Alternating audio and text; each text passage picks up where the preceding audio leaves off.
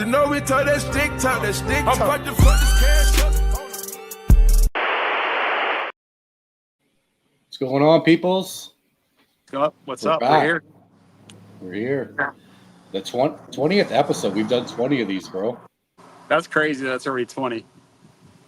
I know. I was thinking about that today. I'm like, feels like we've done a few, but not 20. Did we do something at 25? Yeah, I have to do a special thing at 25. I don't know what that will be, but we'll have to celebrate the 25th. Yeah, because I guess we started this. This is back. Was that the beginning of the year? I think it was like January or February or some shit. Because it was like after Dig or Die, I think. Yeah, I think it was. Because you had hit me up, I think, around Dig or Die about doing this. Yeah, because I was on with Trevor and Ben on podcast that Trevor did, and I was like, oh, fuck it. Let's try something out here. And shit, here we are, like 10 months later? Something like that. It feels like it was just yesterday, but I mean, it's already getting kind of cold out here, so I guess it's been a little bit.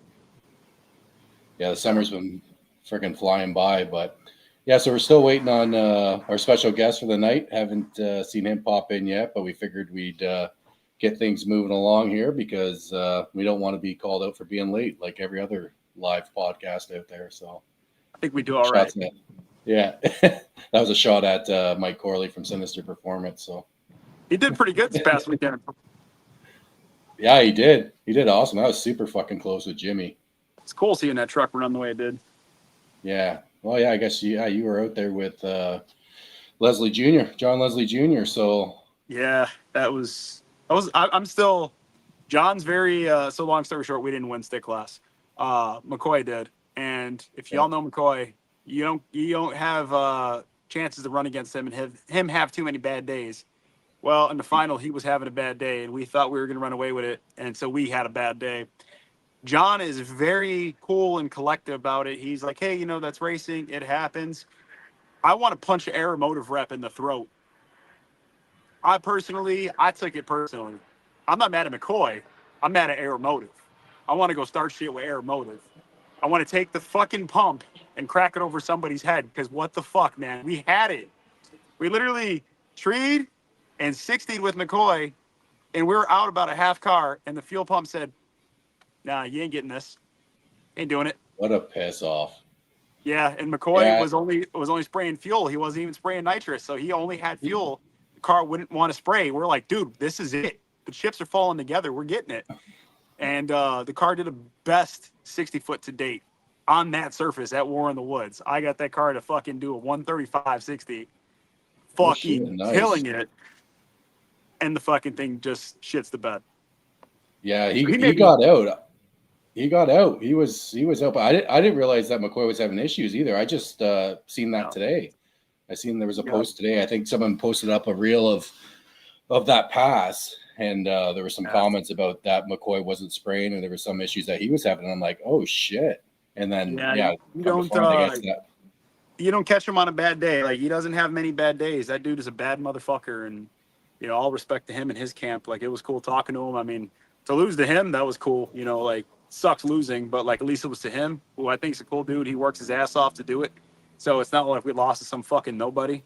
But yeah, like it still fucking sucks that a fuel pump literally costed us taking War in the Woods home. And I'll be honest, I don't think we're going to get another stick shift class. I don't think we will. Well, there was only 6 cars? I guess there was a full lot of lock-ins from what Jeff Thomas had posted that lock-ins are rolling in for stick class. But yeah, six cars, solid cars. I mean, Askey was there with their S550 turbo Mustang. Brendan with the turbo New Edge. Obviously us, McCoy. Like, it was a pretty stacked field, and man, we got treated like prostitutes. Like, I like Jeff. I like Jeff Thomas a lot. I've done business with him before. I bought shocks from him. I have the shocks on the white car here, but the way stick shift got handled was kind of piss poor. Granted, I know they wanted to run all the semifinals and all the finals together, but it was over 24 hours before we made our second pass. We made our pass Friday night, and we didn't make another pass till like 4 a.m. Sunday morning. Is that what it was? Because I was super confused because I kept popping on the live when I had time to watch it, and I'm like, where the fuck is stick shift? And then I found out that they were running all the classes, like, so all the semis and the finals or whatever would kind of run together. And I was thinking, I'm like, holy shit, there's only 6 cars. I'm like, these guys aren't going to run until tomorrow, like 24 hours. Yeah, well, the thing that kills me about it is, you know, they have the drivers meeting, and I have the video word for word verbatim of what they were saying, you know, so I could have it for proof. But, you know, they said that, you know, you got to give some to take some. If some people want buyback or second chance races, that other classes weren't going to get it. And, you know, there's other things that were going to have to be sacrificed. So small tire and, you know, like True Street can get buybacks. Well, so big tire ends up, you know, they're on the list. We're on the list. Bikes are never on the list, but they just show up and get whatever they fucking want. So not only is there a bike class, there's a whole second chance bike race. Nitrous Mayhem. I'm pretty sure I heard that there was first and second round buybacks. True Street, whole losers bracket, full 32 car field. Yeah. Small tire, same fucking deal, right? So all these different classes. Oh, same with 26. 26 had a losers bracket or second chance or some shit like that too. I think every class had a second chance. Which, you know, in the driver's meeting, when you're told that's not going to happen, and then that happens, and then again, it's over 24 hours till you race again. It really fucking sucked. I mean, I flat out told John, too many J's. I told John, I'm like, man, if it wasn't for you racing, bro, like if you choose to not do this ever again, I don't think I'm coming back. Like, yeah. Unless you're going to be a part of that main True Street or small tire, I really feel as a racer, again, as a racer, as a crew chief, as whatever, like, I don't want to be there to spectate. I want to be there to compete.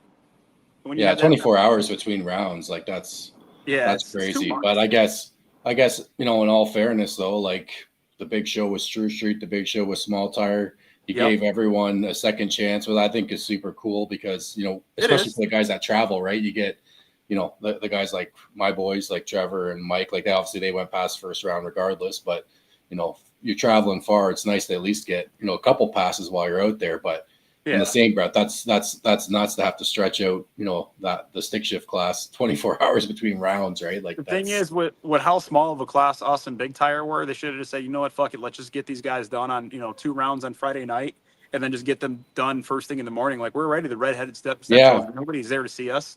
Just get us in and out and we're done, you know. My thing, and that would have been good because then you could have wrapped it up then, right? You could have wrapped her up. Exactly. You could have watched the rest and chilled, right? And not could have went to dinner, could have done something. I mean, dude, we were eating shitty food all day because we're just sitting around like, well, we don't know when they're going to call us. And you'd ask anybody, and they're like, oh, well, yeah, you guys are going to race today. When? Well, we don't know. We got to finish this. We got to finish that. And it's like, there's so much shit we could have done. Like, again, unless you're a part, this is me speaking. This is not behalf of John or anybody on his team. Again, I like Jeff. This is nothing against Jeff. I truly feel that if you're a crew person or a racer, you're not a spectator, right? It's hard for us to spectate once you get the taste of doing it. Yeah. Don't do it unless you're going to be in small tire or True Street. Otherwise, I feel like you're kind of wasting your time. Now, like, I mean, you're not wasting your time. I guess Nitrous Small Block, you know, their classes running. 26 is popping off, but I feel like if you're in one of those weird specialty classes like we are, or Big Tire or whatever, don't waste your time. I think unless there's a full class of 32 cars, which there never will be, at least up here. Well, that's like, is there's other stick events that have turnouts, right? That you can really, if that's what you want to do. It's just the no prep stuff started to kind of fall off. But I know we got our guests down here waiting in the staging lanes. So actually, we'll do a quick say hi to everyone who's on here.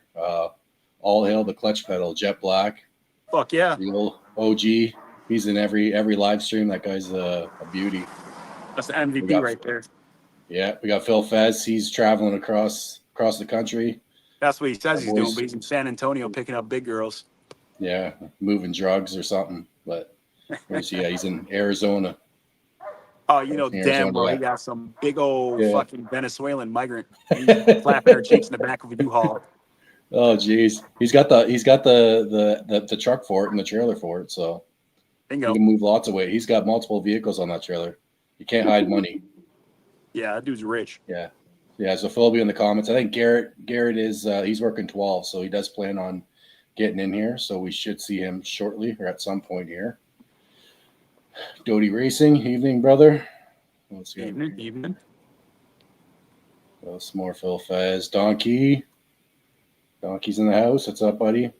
he was all over Ben's live too, Pro Tree videos all weekend. I think a bunch of these guys are on for the full run, 30 something hours. So and there's Mr. McCoy there.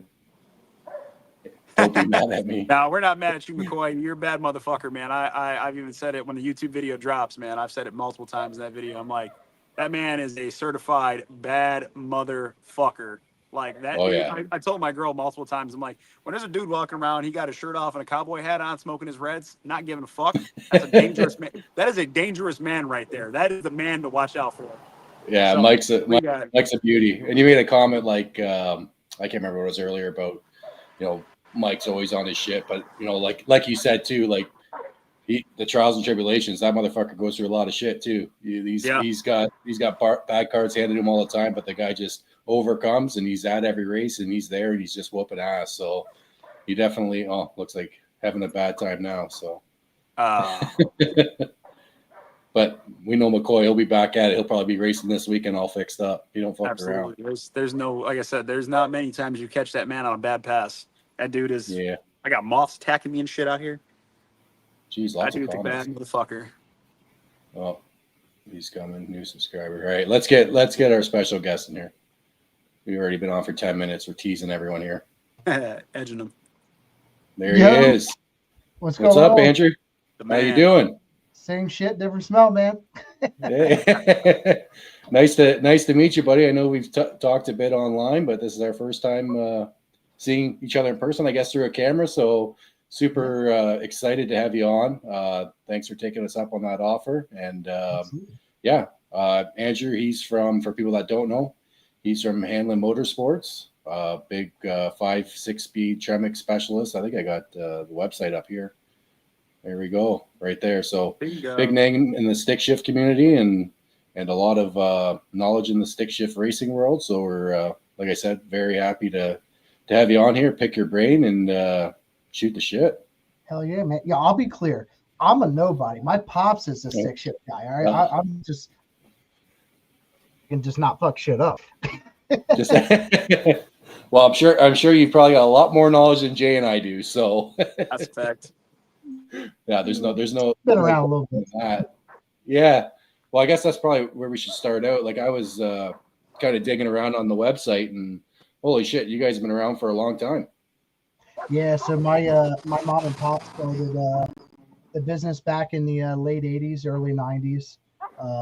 Officially going in 92, but pops would do rebuilds and stuff like that for friends and family and stuff like that back in the late 80s. And a lot of people don't know he was actually an engine builder full time as well.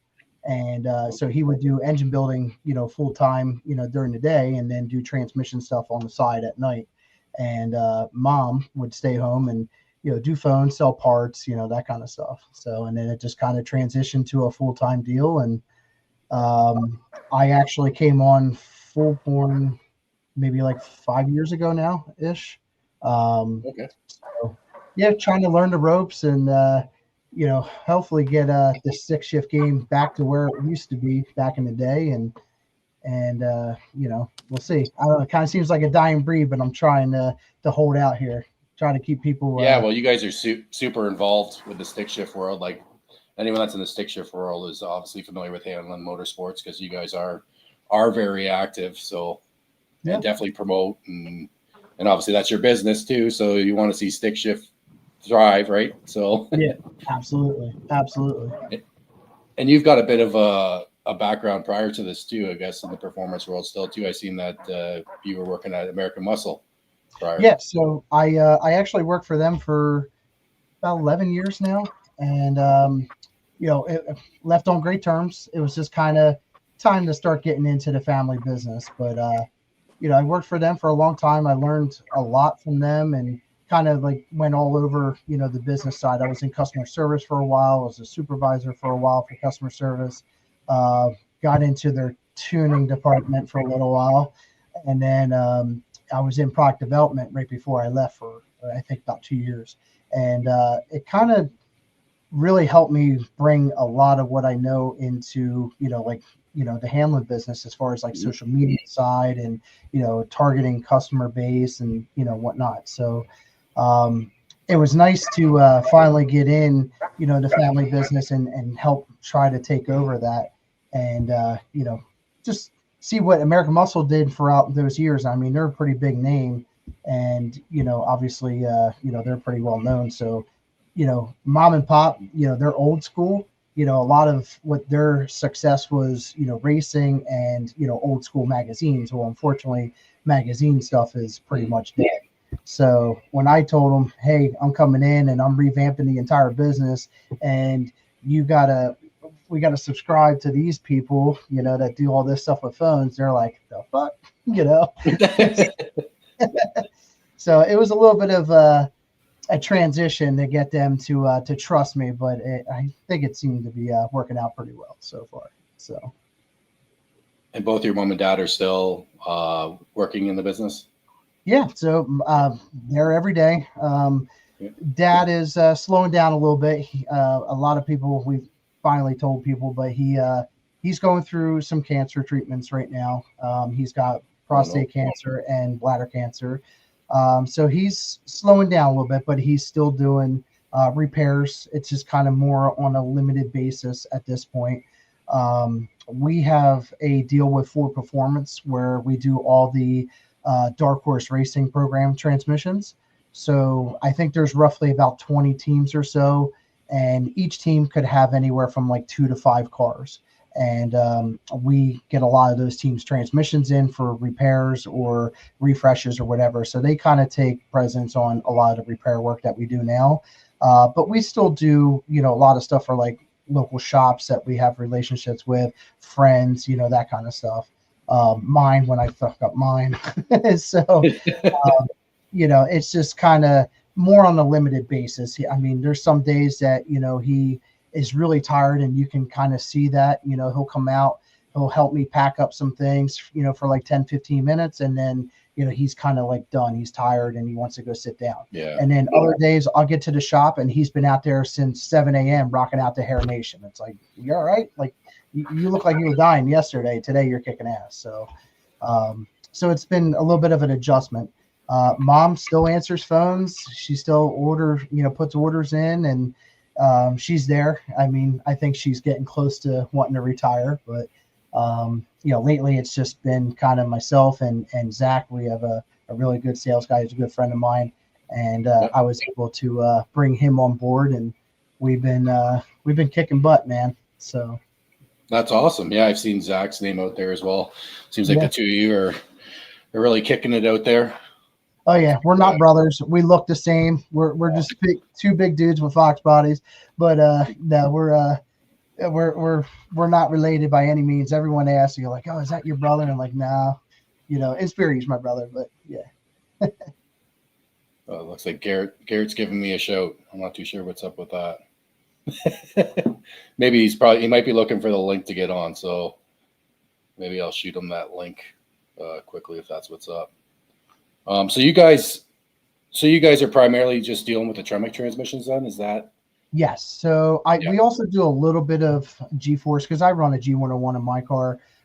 So we'll do, sales and stuff like that. And then if I need parts, we're not too far from G-Force. G-Force is only like an hour from us.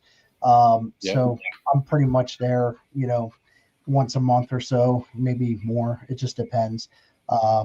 But we do a little bit of G-Force. I mean, we're not really known for it, but, obviously Pop's always ran G-Force stuff for a long time, after the Tremec stuff. And I have a 101 in my car. So, but mainly just Tremec 5 and 6 speed. Unfortunately, no more 4 speed, like your old top loaders and Muncies and stuff. We get asked all the time, but just not doing it anymore.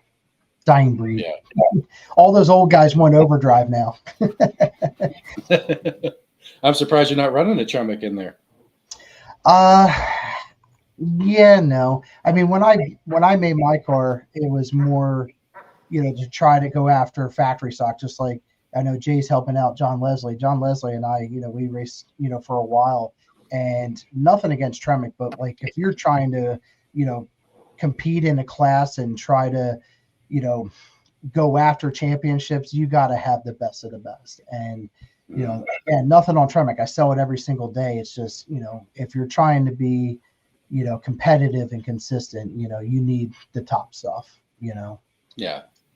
I thought about putting a TKX in my car to, just kind of mess around with and show people that, hey, it can be done. But Zach, he's working with us now, and he's got a Coyote swap car, and we put a TKX in his car. So that's kind of like, my happy medium at this point. I don't have to do it anymore.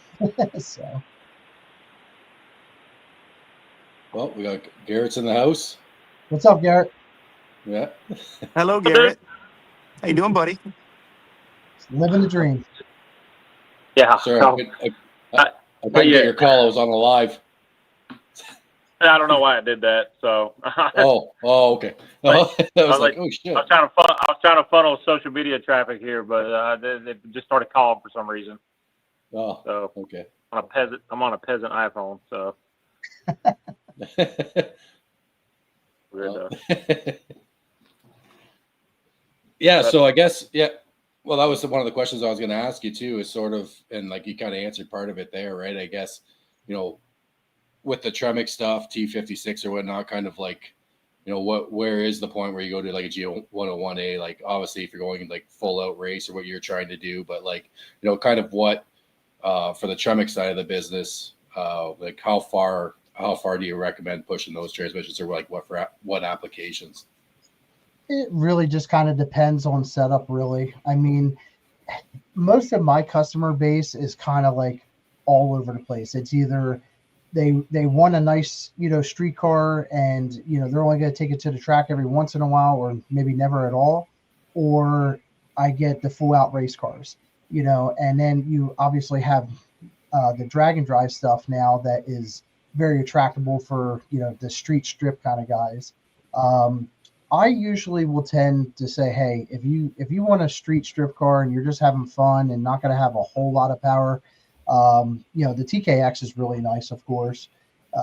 And then, obviously if you're going to, push over a certain amount of horsepower, try to say like maybe, if you're going to go of that 750, 800 plus mark, starting to dip into like that 1,000, 1,100, horsepower, then you definitely need a Magnum, or you should consider a Magnum. And it's nice because, again, guys that do street strip and, driving on the street and, maybe not trailer their car, they want an overdrive, which is nice, and still be cheaper than, say, doing a 101 or a GF5R and have to do like a gear vendor's overdrive or something.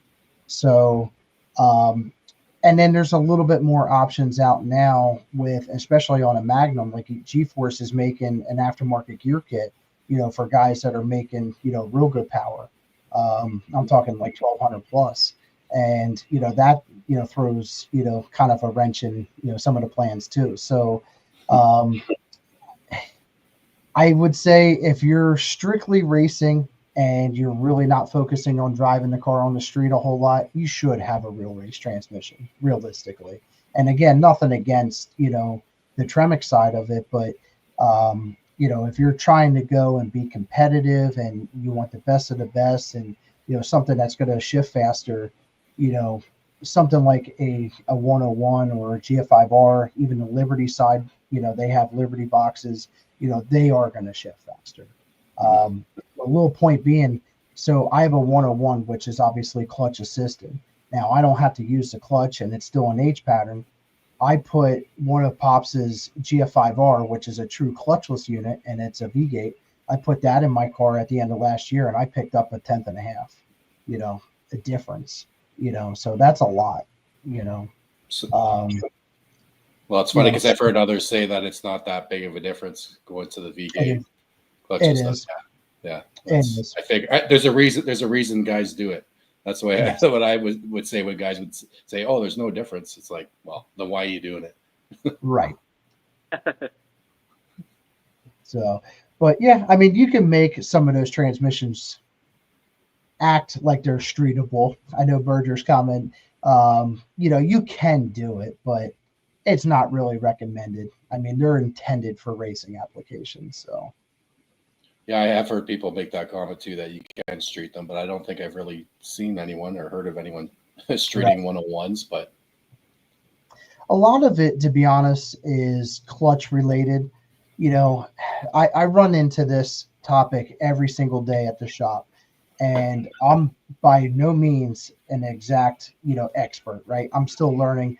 If I could gain anything from my pops, it's the 40 plus years of knowledge that's up here, Mhm. and I'm sure Jay can relate because you're going to see this on, cars like Leslie's and mine, and obviously Garrett with the Tamer and all. Clutch is huge. You got to have clutch set up right. And if your clutch is not set up correctly, you're going to have all sorts of issues. It could be clutch engagement, disengagement. It could be wearing out the synchronizer rings prematurely. There's a lot that kind of goes into it. And I think a lot of people don't spend a whole lot of time on clutch. Just a lot of times we'll slap it in and try to go and, try to learn as to go, which is fine. But, if you could set up everything correctly, I think there's power or ET at least within trying to get all that set up correctly. Now, do you guys get into doing the gear sets in the Tremec transmissions and faceplating and stuff like that too? Yeah, we don't do faceplating anymore. That was something that Pops did a long time ago, and unfortunately doesn't do anymore. It was one of those things that it kind of burned him out, to be honest.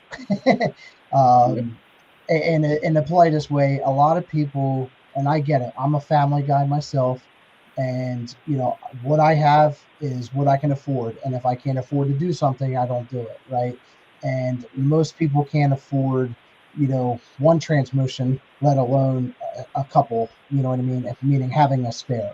So it got to the point that he would do a faceplated for a unit, and the customer would have it and then break it, and now he needs it fixed right away, and it's a mad dash scramble, and he doesn't want to pay for it because he just spent all his money the first time trying to build it. He can't afford a spare. You know what I mean? So he kind of unfortunately got burned out a little bit with it. And, it's just something that he just doesn't have a desire to do anymore, to be honest. Now, as far as the gear kit, we are doing the G-Force gear kits. If a customer wants to, opt to go for that for a Magnum, there is no gear kit for a TKX yet. I know we actually just came out with billet forks for a TKX, so that is going to be obviously an option. That we're going to start putting in new builds. But as far as like aftermarket gear kits, nothing for TKX.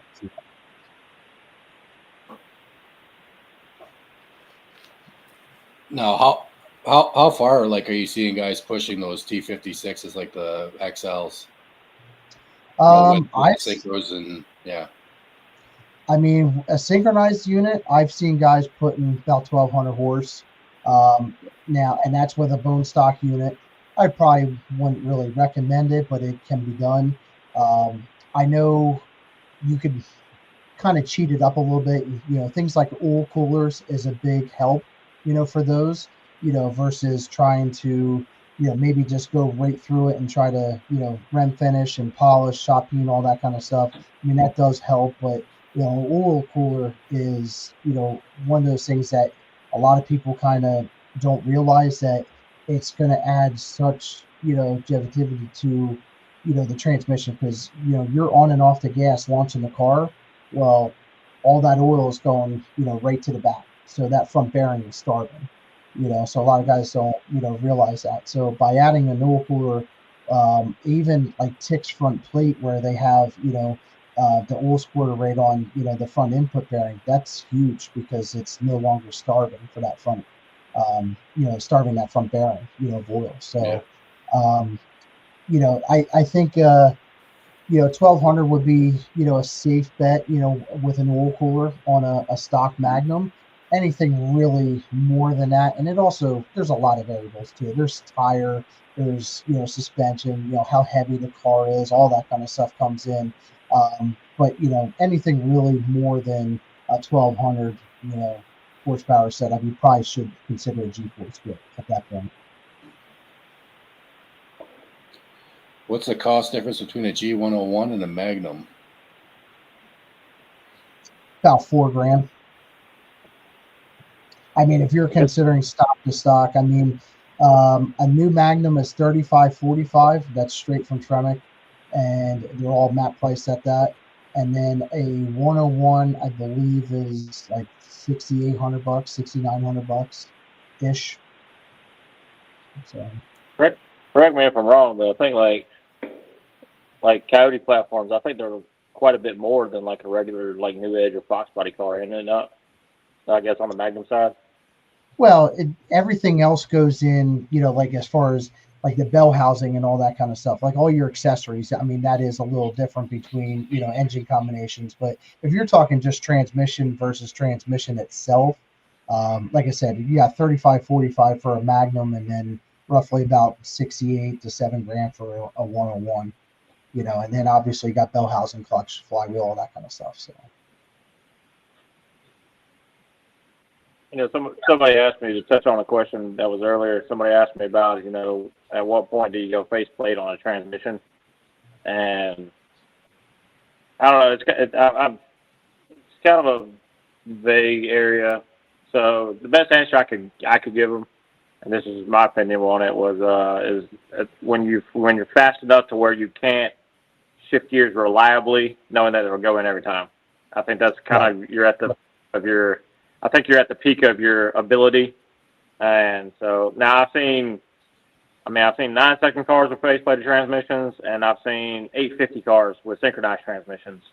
So it just depends. And like you said earlier, it just depends on how well dialed your clutch setup is with your transmission setup, because I know every car is different. Every person's different in their abilities too. So the kind of run around answer I usually give people on that question is just when you can't shift gears reliably,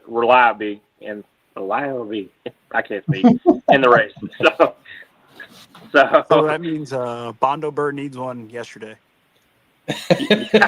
Ooh, shots fired. Hey, I ain't gonna talk smack. I'm wearing the man's shirt, so. Well, that's the thing too, and like with the T56 is, from what I've seen over the years I've been in the S197 world, is they seem to obviously hold up a lot better than the MT82. But in the same breath, you've got MT82s that hold up in the bottom 9-second passes, and you got MT82s that are breaking stock, right? And like kind of where Garrett was there with the face-plated cars running high nines, and you got synchronized cars running, 850s or whatnot. Like, do you think a lot of that is potentially driver too in those cases? Absolutely. Yeah, I mean, just like everything else, there's a ton of variables. I mean, those MT82s that are lasting, deep into the nines and whatnot, they were blessed by the hand of God for sure, But no, I mean, there's a lot of variables. I mean, clutch is a big thing. Tire could be a variable. If the guy's running, a slick or a radial, and how well it hooked, and suspension, RPM, that they launch at. I mean, there's a lot of variables that, kind of go into all that stuff. But and the weight. And weight, absolutely. Unfortunately, a lot of people don't realize this, but faceplating doesn't actually make the transmission stronger. It actually weakens it.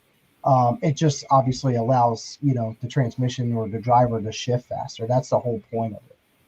So, but that's news. Yeah. That's news to me. Yeah. Faceplating's been around a long time though. I've had people say that they were going faceplated because they got tired of breaking transmissions. Like, they still break. I was like, every one of them still break. I say you'll round the dogs off of it in a heartbeat. Absolutely. So, but nothing's indestructible. I don't care what's done to it. Everything is breakable. I stand by my answer. Or my statement whenever I say that the reliability of a car is just a combination of good parts coming together, and that's just how it is. Absolutely. And you were saying, obviously. I'm sorry, I was going to say Gabe knows. He's been around the block for a very long time. I'm not sure if you guys know, but Gabe Large has been a long time NMRA racer, and my pops did a lot of transmissions for him back in the day too. He knows.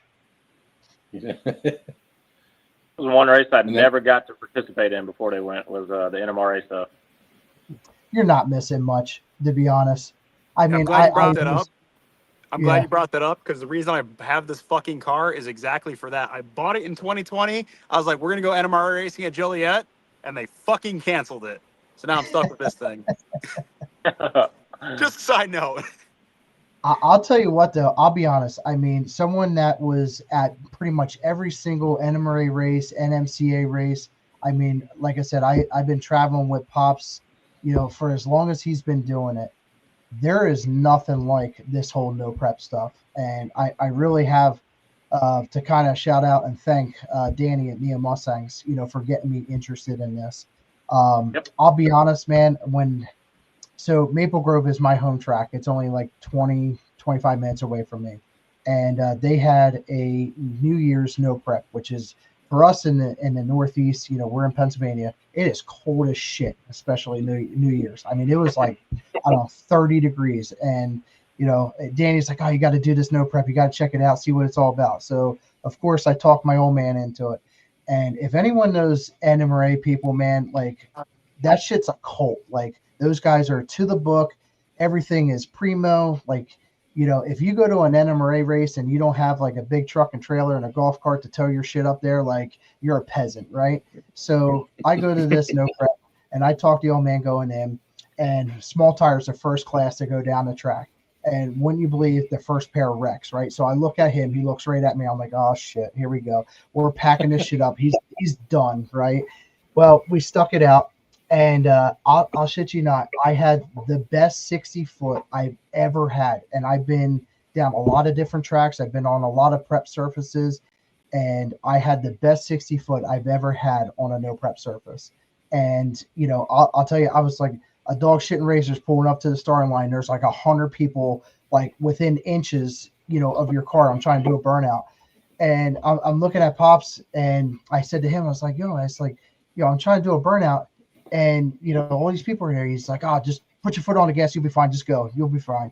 So I did it. And I was like, dude, this is like nerve wracking because you go to an NMRA, man, like they're so strict on like how many people could be on a starting line. If you're not crew, like you can't be out there, blah, blah, blah. And, here I am, like I said, just first no prep ever trying to do this. And I was like, man, this is freaking awesome. Like this is, again, NMRA loved it, but like it was just kind of a time of the past, There's no prep stuff. It's definitely intriguing and interesting, and it's definitely got my attention. I can't wait to do more. So yeah, that's a massive part of it for me as well, because it just gives you that, it's the feeling, right? Like you said, going through the crowd of people doing the burnout, everyone all standing there, right? Like it's just the vibe, especially at some of these night events or like War in the Woods and shit. Like just nothing compares, right, when it comes to that feeling and that vibe. Right. I mean, just the attendance. I mean, don't get me wrong. Like NMRA used to have good attendance, and it used to be packed house back in the day. But towards the end of NMRA, I mean, it was just so unfortunately dead. Like there was no spectators, and some of the vendors that were there, they pulled out.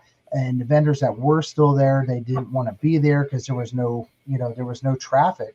And then, here we go to a no prep, never been to one, didn't know what to expect. And like, it's freaking packed. Like there's vendors there. There's people on the starting line, like I said, and, just everyone coming up to you like, oh man, this is a cool car.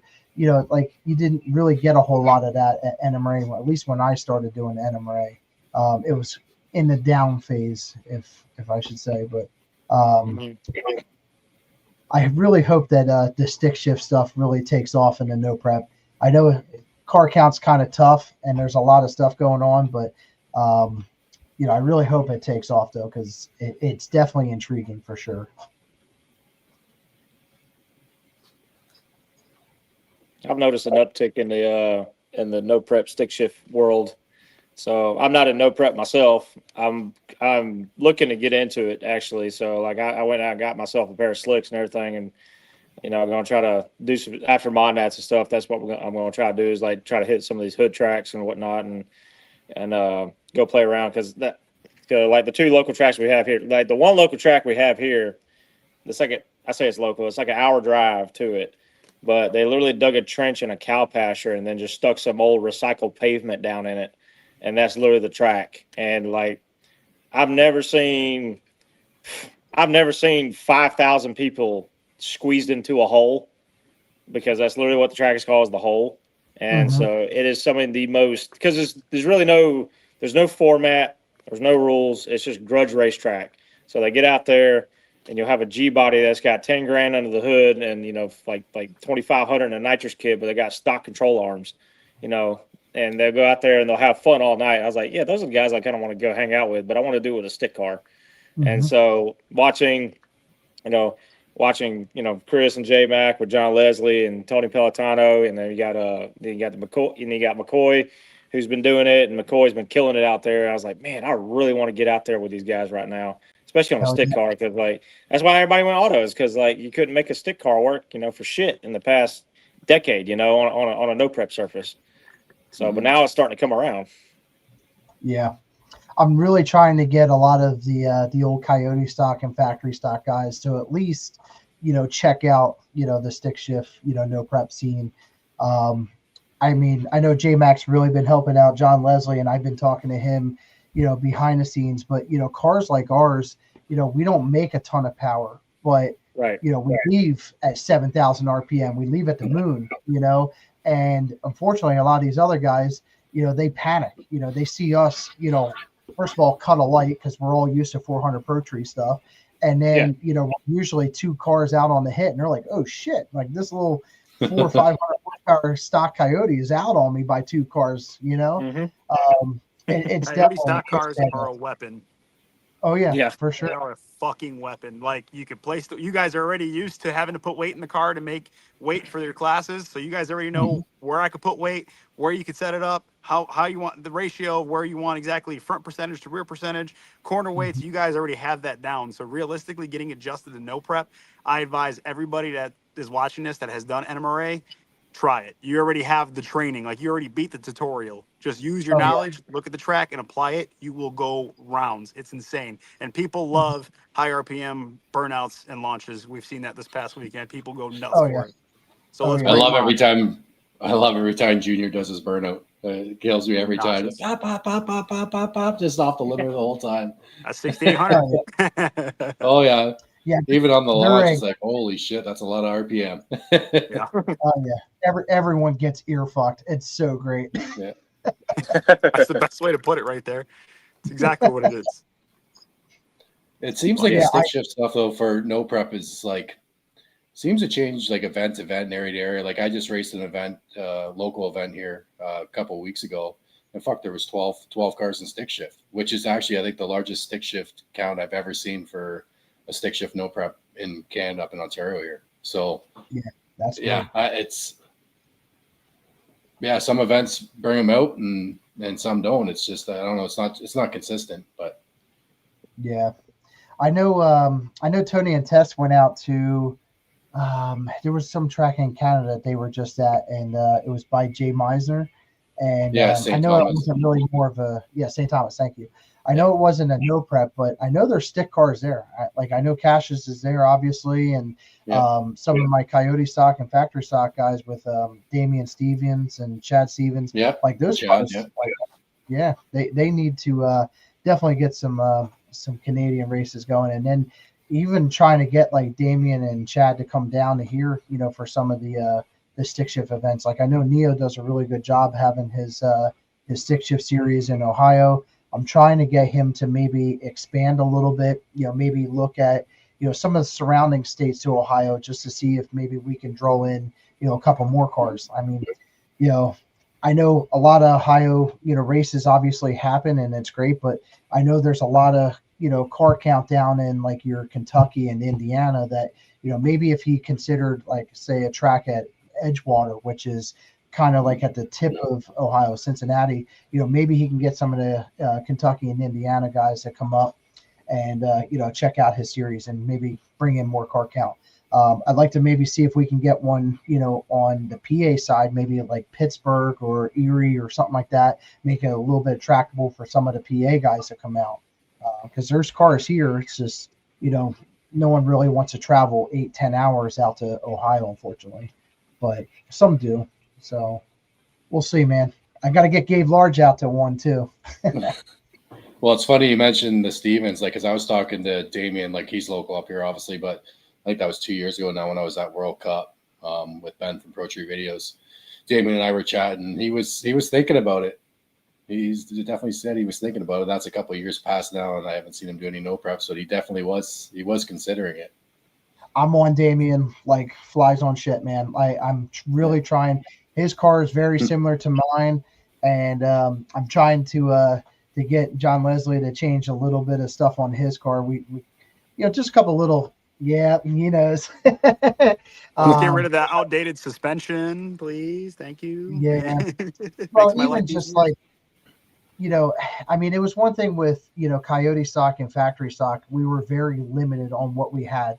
And Jay hit it head on the nail there. It's just, you could take all the weight. Like when we ran factory stock, we had to be 3450, which is unheard of. It's stupid weight, right? Well, now we take all that weight out and our cars are flying, and they're keeping up with some of these turbo cars and blower cars, whatever. But yeah, 100%.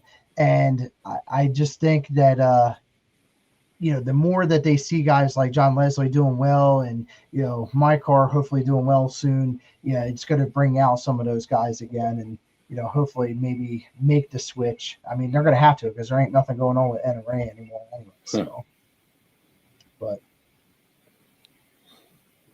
I bet Tamer setup and right clutch would make MT82 live longer.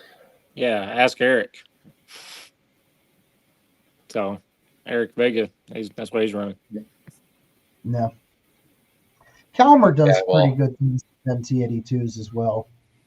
Mm-hmm. See, that's the tough thing. So I noticed my pilot bearing was starting to make some noise last year. And then when I raced the other weekend, I took it out for coffee the other night, and it's definitely making a lot more noise now. So I'm like, well, I definitely need to address that. But it's like, it's a tough decision because if I'm going to pull that transmission out, I'm going to change that clutch. That clutch, I looked today because I was curious how long it's been in there, and it's been in there since 2020. So that clutch has been in there for 5 years.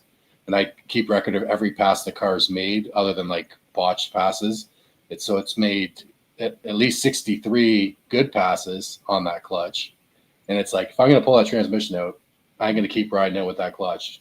And I think that's been part of the fuse, like keeping that transmission together. So it's like, do I pull that out, put a good clutch in, throw the tamer on and keep pushing this MT82 till it's gone? Or do I just bite the bullet and move on to a T56? T56 Well, you got, for sure. you got the, you got that Excetti 600 in there, right? Yeah.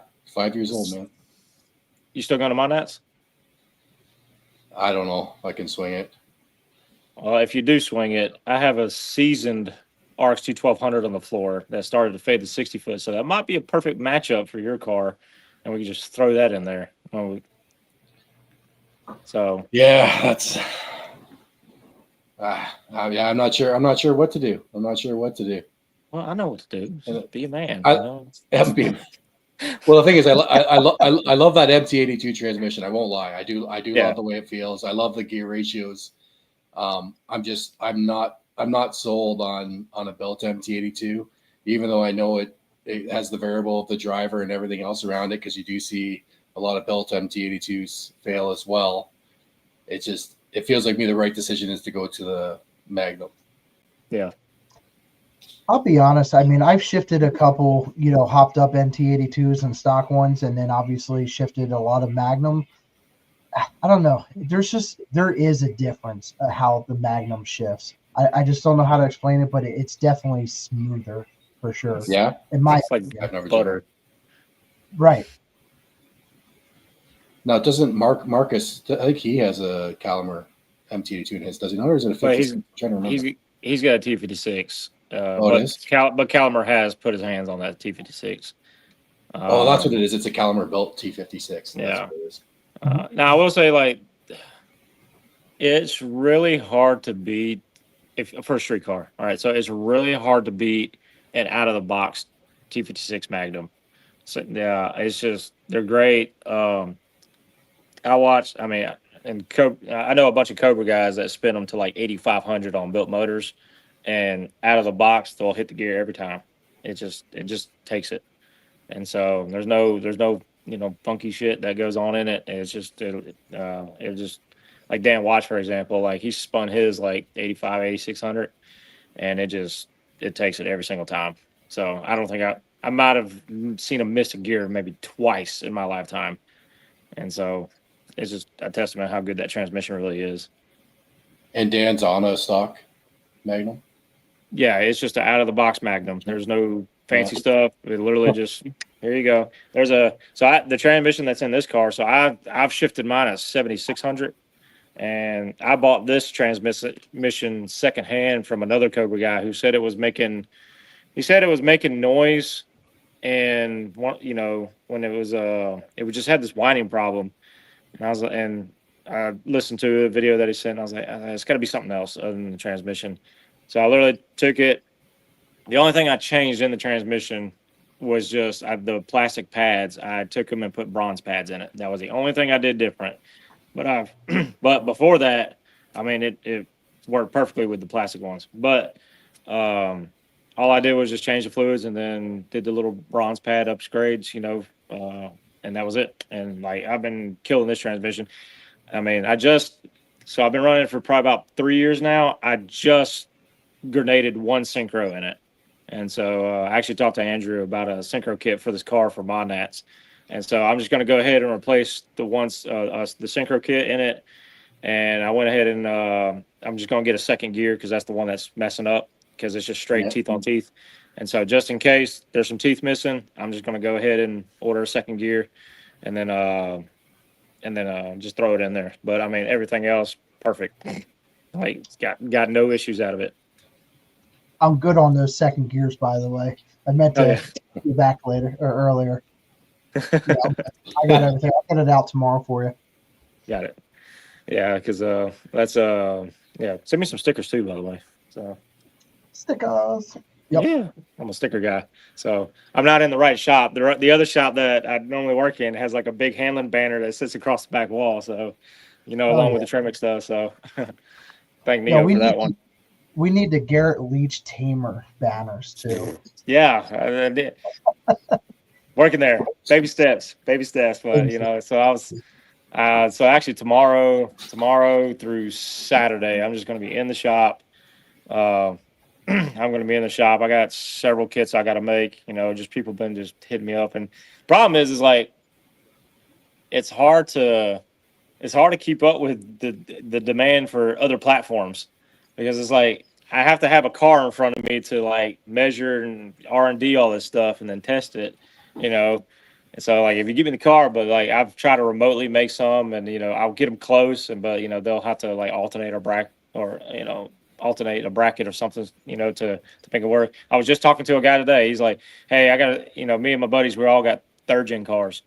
And so I was like, well, I haven't had access to a third gen. I have one local that somebody's willing to let me use. I just hadn't, I just talked to him like a week ago. So just once I get one platform down, just move to the next one. And now I'm trying to get it all CNC and automated, which is actually about to take off on that. So I got to keep like doing primitive methods, a little hammer and anvil, to bend brackets. So, but it's going good. But on top of putting them together, I guess it's the R&D and the new applications that you're trying to get them made up for, right? Because that's, like you said, super time consuming. Yeah, it's not too bad, but I do need like a solid 2 to 3 days with a car to do it because I guarantee you I'm going to make a set of brackets. And then halfway through it, I'm gonna have a better idea. And then those first brackets are junk, and so I'll make a new one, and then a new one, and a new one, and I just keep fine tweaking them, until I get it right. And then once I get it right, that bracket is the template. And so, and I just go to the next one. I just start making them after that. If you see like the little bandsaw I got, it's got measurements and like shapes all drawn over it. Anyways, I have like 2 dots for like the holes on a Fox body. Like, okay, if I put one together, these 2 dots should line up. And so it's a very primitive method. So I'm just looking to get away from that and go CNC. Like, here you go. Here's the R&D brackets. Throw it in a CAD and then go zip me out 100 of them. And so that's kind of where we're at this point. But it's really coming along pretty well. But I'm just so proud of everybody else that's used it, or used them and got great success with it. Like McCoy, like he won War in the Woods. I mean, I see these posts all the time and whatnot, and I don't take any special credit for them. It's up to the driver and then the owners of the cars, to make them work. So it's just another part on the car to me. But I'm just super proud seeing everybody doing so well with it and furthering the program. We've, I don't have a percentage or a portfolio graph here, but I'm sure there's a decrease in auto swaps here in the past couple years. So well, that was your goal, wasn't it? Yeah, that's the goal. I hated seeing auto swap, posts. I hated it so bad. McCoy was getting close to it. He was really getting close to it, and so he had he was over there talking to he was talking to Tony, he was talking to me, and then he was like, man, he said, I'm just kind of fed up, with the breakage of it and stuff like that. He said, I'm ready just to be done. And I was like, he said, I got a power glide. I was like, no, hold on, let's work something out here. And so I think he got it straight, and he's been killing it. So yeah, those auto posts yes too, man. I see that shit all the time, and it's just like, no, don't do that. Keep it stick. Yeah, it's like keep it stick, man. I promise you, it's so much more fun.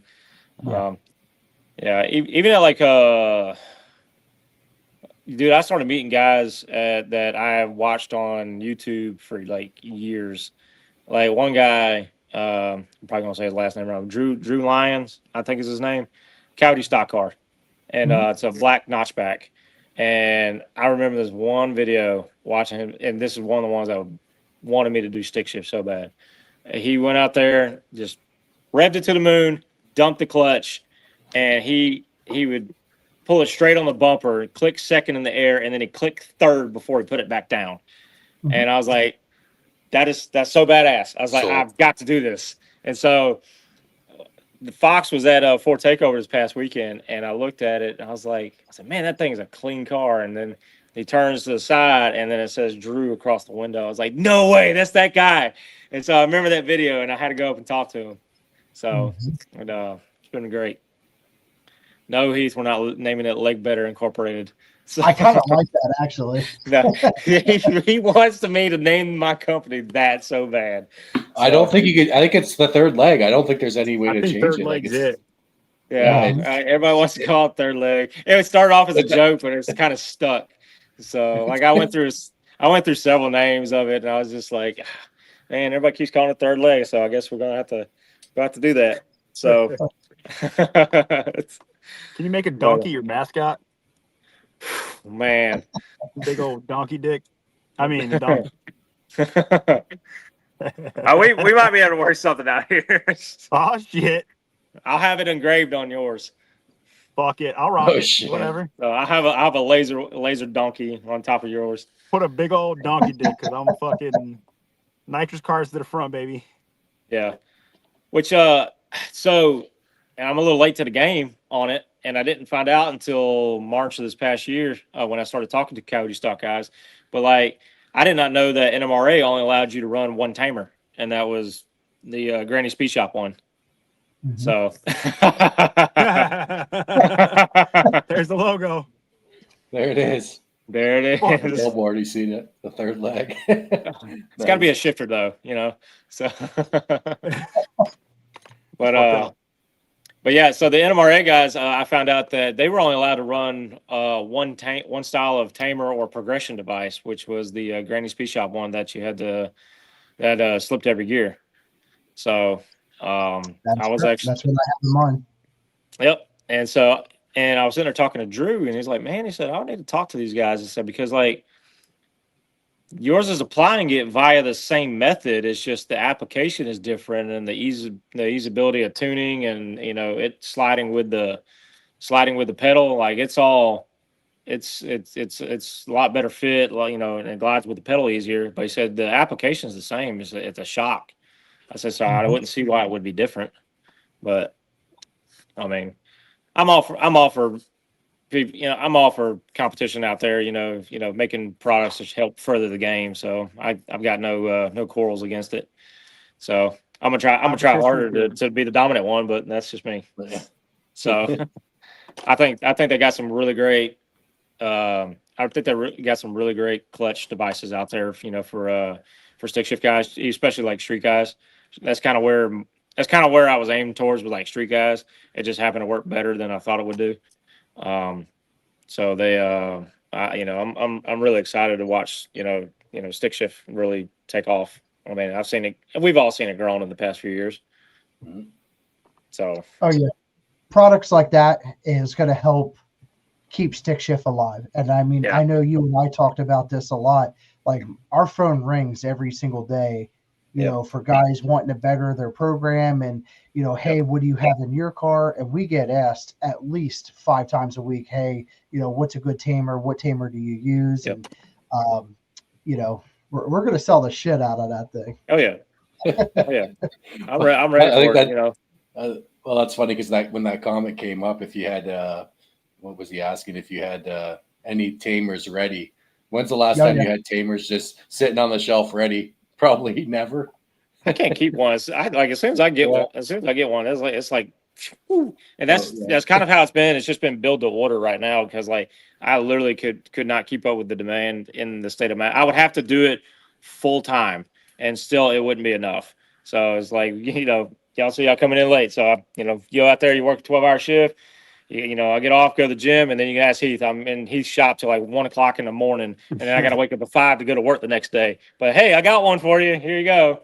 And so the one I worked on for Andrew. Like Heath was ready to go up there. I was like, hold on. I said, let me get this to you before we go. So I literally left Heath's shop at 2 a.m. and then went to work at 5 a.m. Got up for work at 5 a.m. the next day, or a few hours later, just to get it. I mean, I'll do that. To try to keep it alive. Because that's the only time I had to work on anything. And, if you ask anybody that's built a successful business, you don't sleep. That's just it. No. It's part of the game. No. You do not sleep. So I know that's everybody's dream is to get rich and quit, just to kind of smooth sail your way through life. But if you're trying to build an empire or build a product or something like that, dude, it's you're not going to sleep at all. Right. Yeah. So, have a business, they said. Or own a business, they said. Yeah. He's the same way. I'll be over there making, clutch devices and whatnot. And then Heath is over there, wrenching on trucks, trying to keep his business alive. And I mean, it's just if you own a business, you're going to work and you're not going to sleep at all. No, not at all. That's a fact.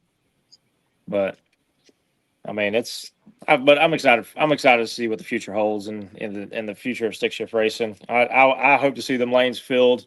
I hope to the point we've gotten to the point where we've had enough stick shift cars at some events that the stick classes have been full, and then some of the guys peeled over into the auto classes, like the True Streets and all that. I mean, they've done really well with them.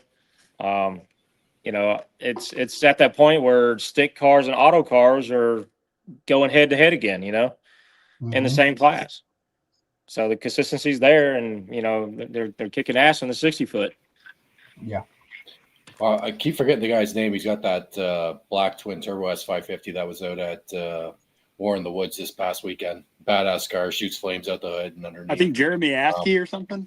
Yeah, it's something Askey. Yeah, he John was Askey. in both stick. John, that's it, John Askey, and he was running in True Street as well. And I was on Ben's live when he pulled up, and I'm like, stick car, baby. And people are like, what? And they went, and everyone's like, oh my God, that's a stick car. And I'm like, fucking right, taking him out. He was going rounds. And that's that. I fucking love that shit. Yeah. Dude, back up, we just take out auto cars. It's dude, that's fucking badass.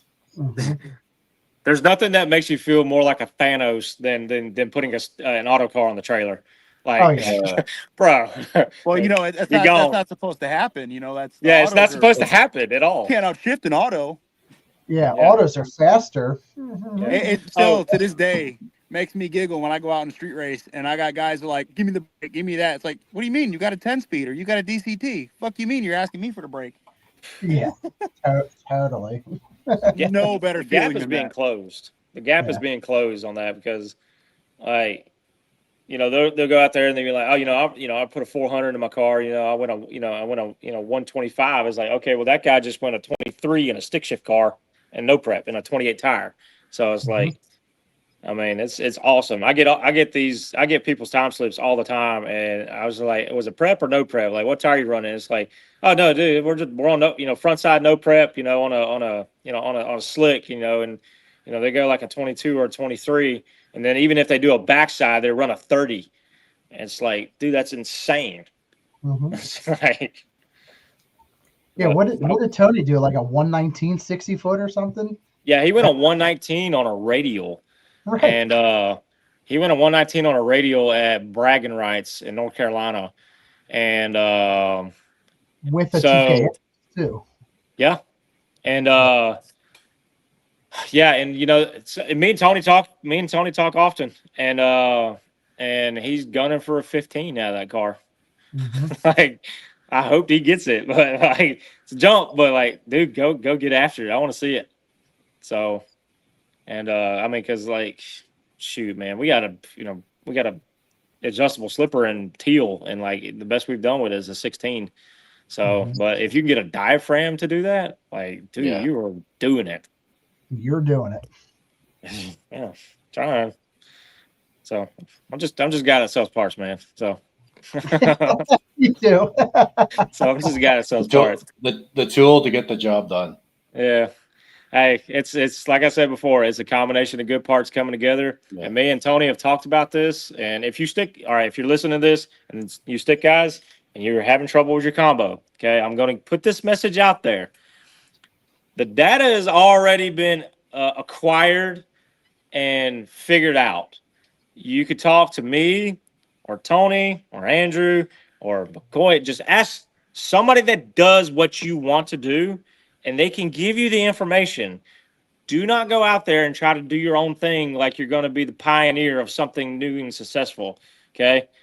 It's a long haul and a struggle. It took me 3 years to get to this point, but the data has already been figured out. If you want to go fast tomorrow, we're going to tell you A, B, C, D, E, all right? We're going to give you all this stuff. Go run with it, all right? If you got some more questions, come on back. We'll give you a fine-tuned advice of what you need to do, and you go out there and make killer passes. But it's just I see it all the time in comment sections and whatnot. It's just like people are still scratching their head and banging their head against the wall. I tried this and this and this, and it's the opposite of the advice that you gave them. And so like, we've already done it. People that are doing it, yeah. Gosh, and I was like, all right. Here's the time slip. Here's the 60-foot. All right, this is what we do. Like, I never would have thought in a million years that Tony would have 90-10s on the front of that Fox.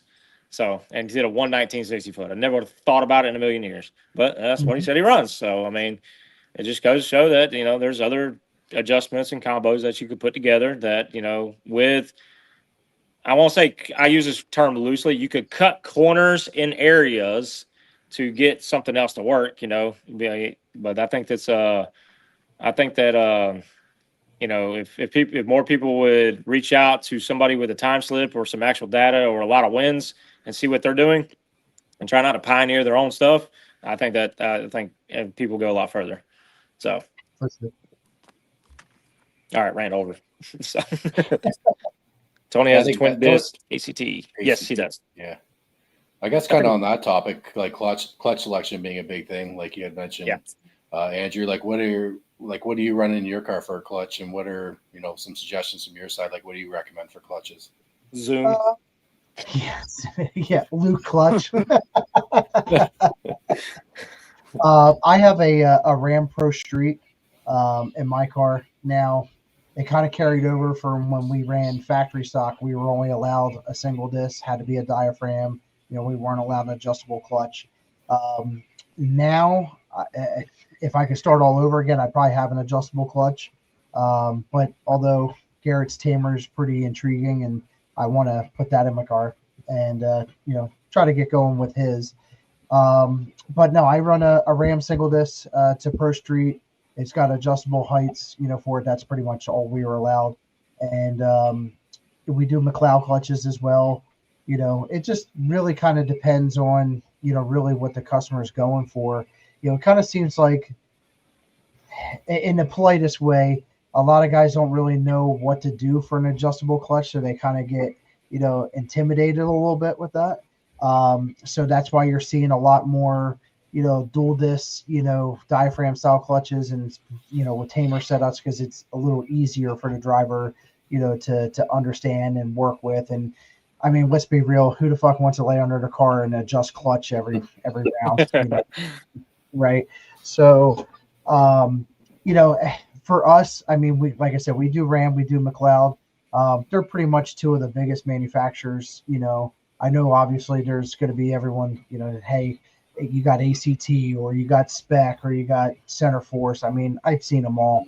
I've ran them all at some point, but the stuff that seems to hold up the best, in my opinion, has been Ram and, McLeod, at least for our customer base. So, adjustable side, I mean, there's a million. There's Black Magic, which Ram is heavily involved with Black Magic. There's Mantic. There's a million of them. Monster. So. Yeah, the McLeod clutch seems to be the most popular I find in this game. The one you hear the most of. Yeah. They have the dual disc market, I think, in my opinion. They really have a decent program for the RXT HD setup and, tamers. And it seems like a lot of guys are really using them, and they work. I mean, they have a big name, so I think it kind of sells itself too. And then if you have a product on top of it that, works well and it's consistent and guys are winning races, it's attractable. I'm really trying to start pushing a little bit more of the Ram dual disc. I personally think that, they have a little bit better pressure plate setup, disc material options. Instead of making it more like an off-the-shelf kind of deal, you can make it a little bit more custom to what your application is. So I've been trying to push a little bit more Ram because of that. And but either or, great options, really. Yeah. So. Like from a price point standpoint, are they pretty similar, like a twin disc Ram in comparison to like a McLeod? Are they? They weren't until the recent price update. So McLeod actually just raised their prices, I think a month ago, and it's like the first time in I think 3 years that they updated their price. Ram just updated their price as well. They're a little bit more pricier, but again, with the options that you could do with Ram versus like McLeod. And again, nothing against them. It's just McLeod's a little bit more of like a set off-the-shelf clutch. Or like a Ram, I can do a little bit more customization with it. And, so the price point is just a little bit higher, because of that. So, but I think they're about, equal. They have good setups on each setup. So. Are the Rams rebuildable? Yes. Okay. Yep. And honestly, both of them are actually rebuildable. I know you can send McLeod, your disc and pressure plate, and they can resurface it for you and put new discs. Same thing with Ram. They do the same thing. So they'll resurface your flywheel. I mean, a lot of people don't realize, I mean, you can, depending on how bad it is, I mean, you could surface your own flywheel with some sandpaper, but a lot of, I mean, I've done it, but you can look at your local Napa. A lot of them will turn flywheels too, and it's not expensive to do. I've told guys to go get like a 200 grit pad and put it on a jitterbug and then just work the disc. I've done it. There's nothing wrong with it. I mean, if it's got deep gouge, but if it's just got a little bit of discoloration, it's fine. Send it. Yeah, that's gonna be normal with anything that's stick shift racing. I've had guys that be like, hey, I bought this clutch used. Like, I don't know. I don't think this is any good. And it's just nice swirl, no hot spots, no bluing. I was like, dude, that clutch looked perfect. It's like, really? I was like, yeah. I said, you'll know what a bad one looks like when you pull it apart. So, right. Yeah. But the good thing, so, which I'll plug a channel here. So, Brutal on the ended up doing a piece on when I went over there to Mike Berger's car, and I was giving him a device, and that was actually the first car that I did the template for the Fox. So you can thank Mike Berger for letting me. Funny enough, I was in and out of his garage for like 2 years trying to make it, and me and him just met for the first time like last weekend. Like he worked night shift, and I went at his house at nighttime, like moseyed around his garage and like tore his car apart, and then to make this thing and for the Fox, and then finally That's we awesome. met. But one of the questions that the key on that channel was asking me, and guys have a lot. It's like, is it going to wear my clutch more? It's like, is this device going to cause excessive wear? And so this is the way I look at it. Clutches are wear items. I know nobody likes to think about that, and I know it hurts to spend $1,000, $1,500, $2,000 on a clutch, but if you're going to race it, it's a wear item. It's going to have to be refreshed sometime. So the more you slip it, the more wear you're going to have. It's just like brakes. If you put performance brakes on and go autocrossing, your brakes are going to wear faster. But here's the upside to it. Okay, if your downside's, burning up a clutch, okay, that's $1,500. Okay, you just saved a $4,000 transmission from grenading itself or a rear end. Okay. Yeah, I mean, it's like tires. Why do you buy brand new tires? Okay, you just spent $600 putting a set of drag radials on a car, okay, that you're going to burn up in 40 passes. So, but that's the way I look at it. But clutches, I look at as wear items, and it's great that companies like Ram and McLeod have an option to where you can rebuild these clutches instead of paying $1,500 brand new. You can pay $600 or $700 and then just have them refresh it up. So now you got your initial costs out of the way, and now it's just refreshing costs, down the road. And I have had an RXT 1200 in my car for 3 years, and that between it being a Zach's car and my car, which were both 800 to 900 horse cars. Okay, and Zach's went like a 125 60 foot on it. Anyways, I ran that clutch for 3 years before I finally started seeing the 60 foot fade, because I kept throwing power at it and it wouldn't go down, but it still cut a 139 60 foot. I just couldn't get it any deeper than that. And so I was like, okay, this clutch is about wore out. And Phil ended up pulling it out and measuring the disc, and yeah, it had some wear on it, but you could just send it off and get it refreshed if you wanted to. But I mean, if you're content with getting a solid 2 years out of a clutch, before your next refresh, that's great. I mean, I would live with that any day of the week.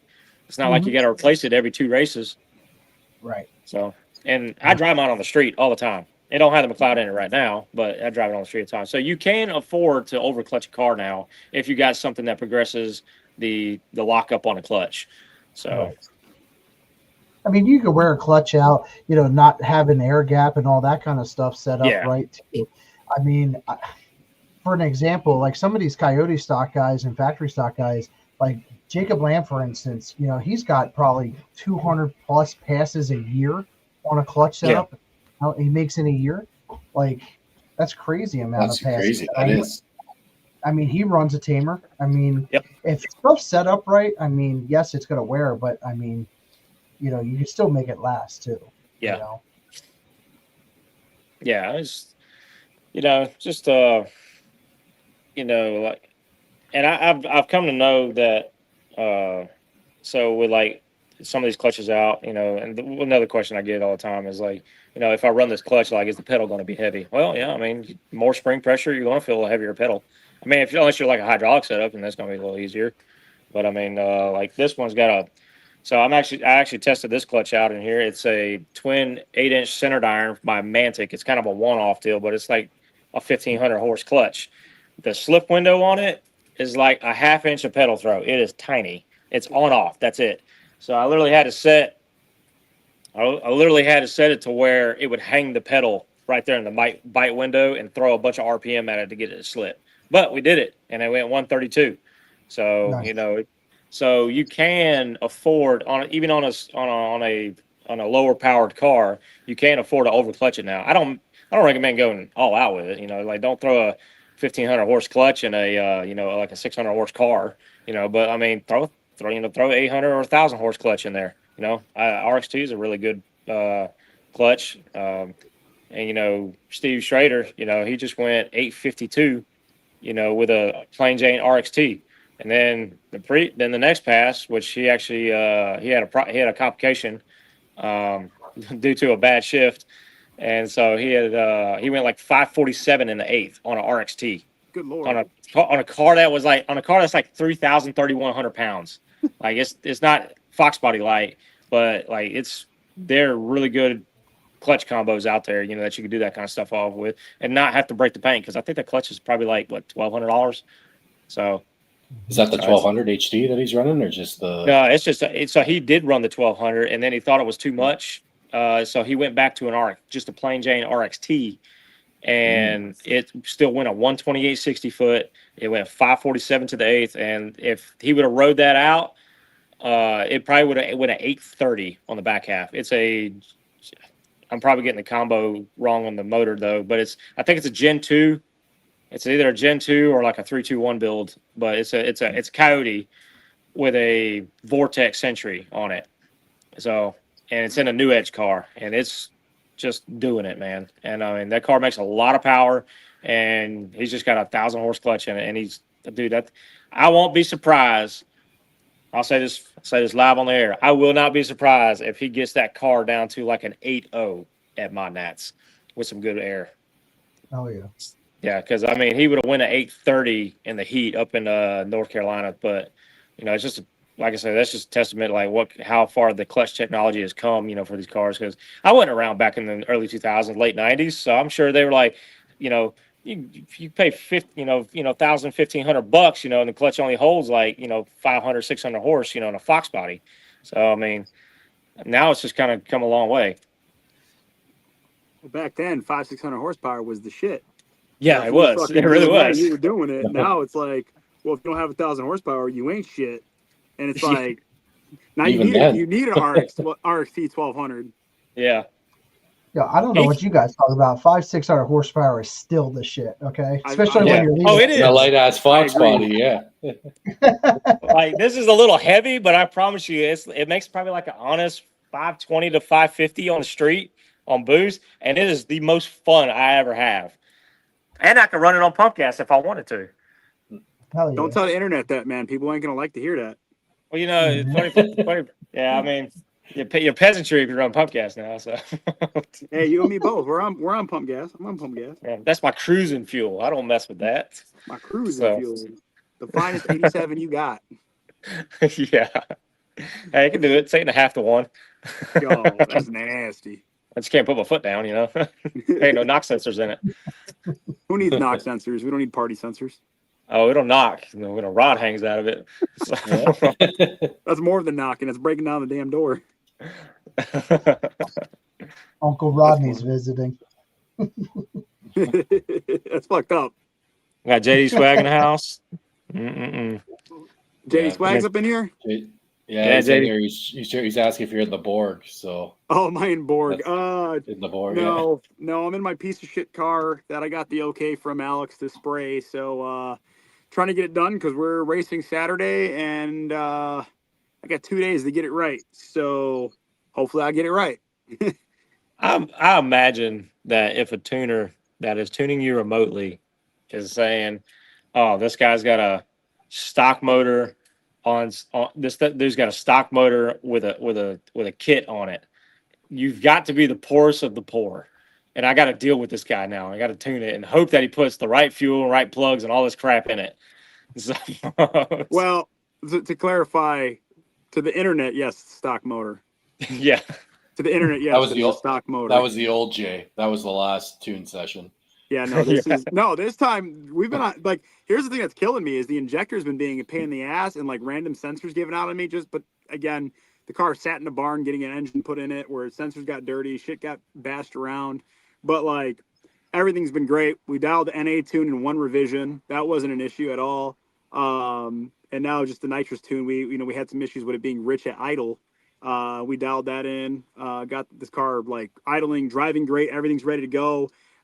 Rips at Watt. He said, "Go ahead, hit it with nitrous. You're ready to party." So, good fuel, good plugs. We're doing it right. We're not like a lot of the Edgars out in San Antonio with 87 pump gas and a dry shot right into the intake fucking tube. So trying to do it right for some of the to show that some Mexicans are not horrible.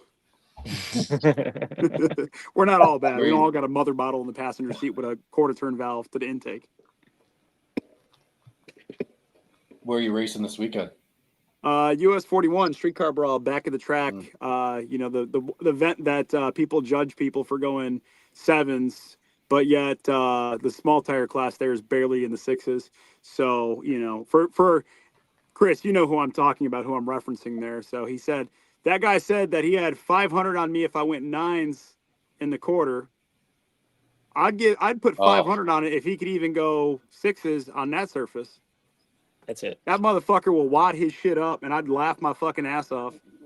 That's funny though. Do you put money on shit where he's hiding behind a fake profile on YouTube? Again, I already went 643 before. So do the math, what that is in a quarter. I'll take my 500. Do you have to do it this weekend? Like it's got to be that there this weekend? No, I'm not even taking dude serious. Like he's hiding behind a fake profile. Oh, I was about to say. The car's not even set up for the quarter, so yeah, it'll never happen in the quarter. It's expect gear. something on your porch Friday. I'll make that happen. You tell me when you want to do it. Let's fucking do it. I'll put the CL7s on this thing and get my ass up to GLD. Heck yeah. I'll fucking take you to a nice steak dinner on that $1 at Mod Nets. Hey, I'm down with that. You know, they Phil also mentioned like they're doing a stick shift race in Mobile, Alabama. So if you're in the southern region and you got a fast stick car, there's a few of us that are going to come play. So I like to. So maybe we'll get something going. My boy Heath out there. To be determined, but no, I don't think he is. Maybe so. But we're talking about it. Also, we're going to try something with Teal. I won't give details away. But the clutch that's in it will come out of it temporarily, and we're going to try some things. So, but think Tony Pelotano. So we're going to try some things. So, but yeah, we've been talking about trying to experiment with that car for a while because it's like we know what it'll run on a radial at the track with this clutch combo and this and that. So I was like, let's play around with it. Let's. Let's put it in some bad conditions and see what we can make work, But they trying to think, don't we got another stick shift race that's coming up? We got Monats. Monats is gonna be killer. I don't know if y'all been looking at the list on that, but that's that class. They got it in 3 different classes. And I could just tell you right now, I've done the count. There are 17 stick shift Cobras coming up to throw down in those classes. Oh, shit. Good Lord. That's just the Cobra guys. That's not counting the small block 4s, the Coyotes, or any of that stuff. That's just 0304 guys, and they're all pitted together. So I don't know how many stick cars are on property or going to be on property, but I promise you, we're going to be filling up. By the way, Minion's going to make an appearance. Shit. So, wow. So. I don't know if that was public information, so we'll just cut that out. So, but Minion's going to be going. So I think he's already posted up on. I think he's posted it up on Facebook. That he's already bought his tech card. There's gonna be a whole lot of Godsmack and barbed wire tattoos. Is what I'm hearing. You ever think about maybe that's a little too much for people to handle? Hey, listen. See, I don't want to say if I get an 8, I'll get a barbed wire tattoo. Because if it does, like I'll have to commit. So I might get a zebra.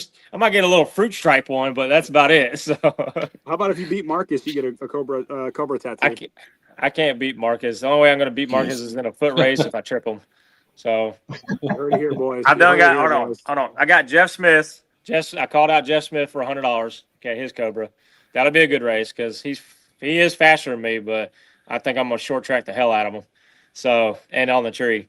The next one will be the next one is going to be Travis. Me and Travis have had a friendly rival going, and we got a bet that he's got a twin turbo Coyote with a parachute, and I got that. And so if I beat him or he beats me, we got to put our names on the back of our vehicles with a big our face sticker, on the back glass and say, Travis is my daddy or Garrett is my daddy. And we got to ride it for 6 months. That's fucked up. So this motor might not live because I will blow up this motor before I put that sticker on there. So. Did you get that blower back together? So it is back together. Oh, hold on. It is on the car. I have to pull it apart this weekend. Hold on. Let me see if I can flip-flop this around. Not on the But- car. Yeah. So I have it on here in the car. So this is the one I just built or just refreshed and whatnot. So, but for some reason, I got some weird noise going on the inside of it. So it sounds like a bearing that's starting to roar when it's heated up and starts to swell. So what I'm going to do is I'm going to take, being that Eaton's are so cheap, and you can buy one with like 10 box tops. So you could go and I'm going to take the rotor pack out of another one that I got laying on the bench, and I'm going to take the rotor pack and snout off of it, and I'm going to shove it in that case and see if that clears it up. If it doesn't, I'm going to have to take the other blower, and I'm going to have to spend about 10 hours porting it out by hand. How's the before hood they- doing on? How's the hood on the blue car? Is it looking good? We're not going to talk about the hood, Are you okay? sure? I'm positive it is What's up with the clean. hood? That is all you need to know about the hood. Well, yeah. After it got polished, I'm sure it's very clean. Yeah, that's the only thing I'm going to say about the hood. So that was dirty. So, I'm never gonna not give you shit about that. but I'm gonna do an ECU swap. We're gonna go to an HP to get a second limiter table, so we can stop the backfires on it. Some of the upgrades I did a speed sensor in the transmission. Shout out to Alex Martinez for getting that to me. I did a Rife IAT2 sensor because the plastic ones, when it was doing the backfires, it took like 2 backfires like in the manifold, and it would just melt it. And so I ended up replacing it to a metal one from Rife, and I did the blower. There was something else. Oh yeah, and I got to do the transmission. So I got to replace that synchro and that gear. And so shout out to my boy Heath, who's going to do it while I'm at work probably, or wait till I'm off. So, but he's gotten really good about breaking down transmissions and putting them back together again. So I will Guess say, I you better get second those shift parts out boys, the door. you second shift boys know a lot about backfires from what I've seen. yeah, yeah. So it's the nitrous, man. I don't know why. So I'm spraying so much nitrous in this stock motor that the cams can't breathe at all. So when it gets past the 8th, you start watching the boost level climb because it's just stacking it in the intake. And so it'll go from like 18 to about 19 and a half before the end of the traps. Fuck, Yeah. It's ridiculous. it's obnoxious. Yeah, so we're going to try some weird stuff about like trying to shut it off before my shift point, like about like 200 RPM to kind of get it out of there, because that's what it is. It's stacking so much in the intake that it's just the residual is just lighting off in the intake when it comes back online. So, Gotcha. but pretty dope. Still stock motor. It'll be So good to see that car back out making passes. It's been a while. yeah, dog. Yeah. So I think it's I'm excited. I'll drive it. And, I've been driving it on the street. It's a good thing I did, because I would have never found that synchro problem, and then I would have been up Schitt's Creek, at the event trying to get synchros and a gear overnight. So that worked out really well. I got some goals for it. I want to start doing some no prep with it. I want to improve the safety on it. I want my tailpipes back. So no offense if you got dumps, they're terrible. I hate them. Well, thanks.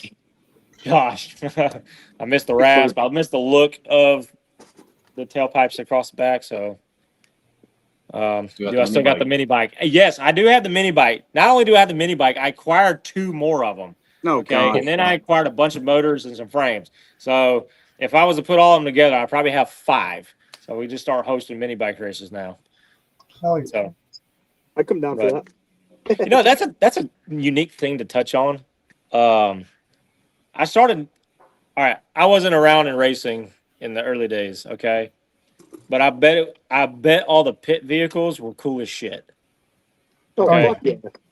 Dude, like, all right, and no disrespect if somebody has one, okay, because it's so much better than walking, but like, I ride that Z50 around everywhere, and I'm passing everybody coming by me on electric scooters everywhere. It's like, man, we're all like all the cool bikes. Like, okay, there's a guy with a Grom that he did a little work to, or like, probably one of the coolest pit vehicles I ever seen. It was at a half-mile event. Guy had oh gosh, I'm at a loss. Guy had a Quadzilla. Oh shit! Two-stroke 500, Yeah. pristine, like fully restored. What a scratch on it, and he was just ring, ding, ding, and ding, ding, all down the pits. And I thought it was the coolest pit vehicle I ever seen. And so, yeah, I thought we need to start bringing back like really cool pit vehicles to the track. Yeah, Hell cool. yeah. Let me just call Jesse James real quick and get a fucking Diablo 2 bike. Yeah, it was all four-wheelers back in the 80s. Hey, I could do with a four-wheeler. All right, I could do with a four-wheeler. All electric scooters now. Yeah, they're all electric scooters now. Like, I don't mind seeing electric scooters and stuff. Like I said, it's better walking, but it's like you don't look hard rolling up to the pits, or rolling up to the staging lanes, and you and your posse and everything. Just Garrett, electric scooters. I don't need to be on a pit bike to be hard, buddy. Yeah, I mean, hey, listen, it takes petrol or whatever the British people say. Petrol? So, I can't say much. I've got the scooter, but it's super easy. It just folds up, throw it in the truck. It's easy. Charge it up. So like I said, there's no disrespect here, but it's like, man, like there's no more cool pit vehicles. They're all electric scooters now. But then some people take it too far and they bring like a really jacked up side by side and stuff like that with 19 speakers on it. I was like, bro, where are you gonna park that thing? Do you recall my streetcar brawl video? People driving around a couch. Yeah, I remember that. You want to see cool? That's fucking cool. Yeah. That thing actually fell off the trailer on the side of 41. It was kind of depressing. Yeah. There used to be some really good shit back in the early days of NMRA and all that. Like the couch setup, there used to be golf carts that were like picnic benches, but they were made into golf carts, and guys would ride them around and then do all the parties that went on, at the track. This was early 2000s, late 90s. Oh yeah. We actually just sold. We had like a Primo. What year was it? 90. Oh shit! What was it? 95 or something like that. Kawasaki Bayou. That was our pit vehicle. The race car. Hey, Chris, can you pull up YouTube clips on here? Yeah. Try to find the video. Go to the video at when we were at Streetcar Bragging Rights 2024. Okay, and then go like somewhere halfway down. It'll be the Streetcar Bragging Rights one from 2024. When we were in South Carolina. Anyways, it'll have a real tool doing a wheel stand. So somewhere halfway in the video, and I don't know if you've ever seen this, Hanlon. There's a guy. He had a they call it the little crotch rocket pocket bikes, and he had an RC jet engine on it. What? Okay, and he rode around the pits on it, like full helmet and everything. All he did was putt around it. But it's somewhere like in the middle of that video that he just rolled up to the pit and he like spit flames and everything. But like this thing is tiny, and full grown adult. But he rev it up like a Y2K bike and just ride off. It was hilarious. I had an old like rope style mini bike with a Briggs and Stratton motor on it that ran on alcohol. Pretty cool. Yes, here it is. Hold on. This is him doing two-step. Yeah, I think it's after he does the two-step. All right, so and then mini bike dude comes around. Oh shit!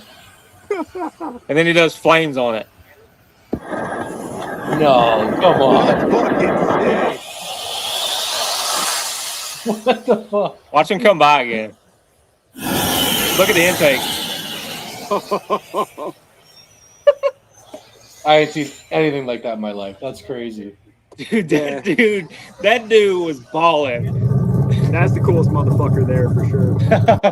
Oh yeah, that thing's cat's ass right there. Dude, I saw it because I heard it. Like, I was like, where is that coming from? Like, I could hear it and it's whistling. It's like, what is it though? And he come around the car. Anyways, and I was like, no way. All right, my bike is not cool anymore. That's quite literally the definition of out of pocket. Yeah, exactly. I was like, you put that thing in a backpack. So actually, you could put it in the back of the hatch and just use it as no prep weight. That's good. That's a good point. Yeah. That way, if you break down at the end, you can just ride back up with the staging, You're onto something there. I'm gonna have to get a cool pitter now. I don't have one yet. I have nothing. Yeah. I have something to talk about. Okay. That's been a controversy in the stick shift world right now. Is Garrett Leach gay? I don't So, think he but is. if you got something else before we get into this, make it known now. No, we're good. I'm good. Okay. Beards are cool, and I don't have a cool enough beard. No. All right. If you don't go 9s, you have to shave your face. All right. That's your deal. So. Well, you're already there, Jay. Thank God. Thank God. Thanks, so fuck. I don't know if y'all been paying attention to some of the stick shift stuff going on. I think Stick Shift Elite posted it up, but the rotary World car, Cup. the rotary car. I've been watching that. All right. So there's a controversy, and I won't get into detail who said what and where and all that kind of stuff, but it's got the stick world talking right now on the rotary car, because the rotary car come out there swinging with wheelie bars on it, and they were trying to permit it for World Cup, running a 667. So now, and in all fairness, he probably only had it on maybe for that pass to tile it in, but if that's the setup he's going with, all right, at World Cup, like, how fair is that to the rest of the class that can't run wheelie bars? Because there's been some back and forth about rule revision for World Cup about wheelie bars. Before, it was only permitted for cars with, I think it was like a 96-inch wheelbase. I could be totally off on that, but I know it was wheelbase based over the past couple of years.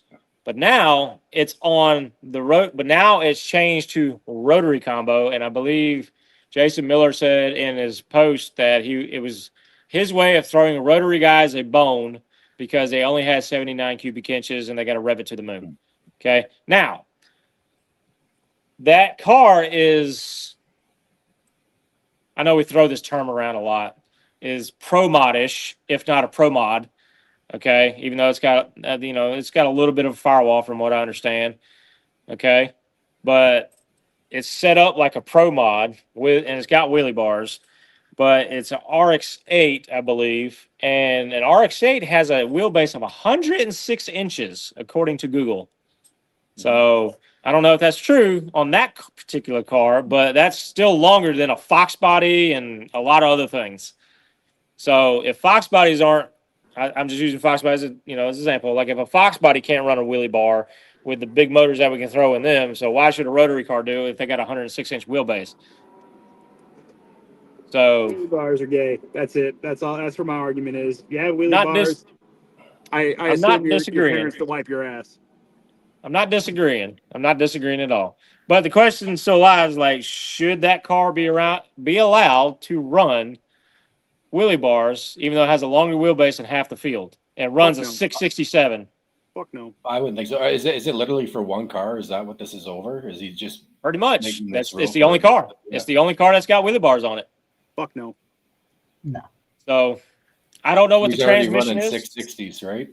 Yeah, he went 667 at 208. Make your shit work like everybody else has to do. Exactly.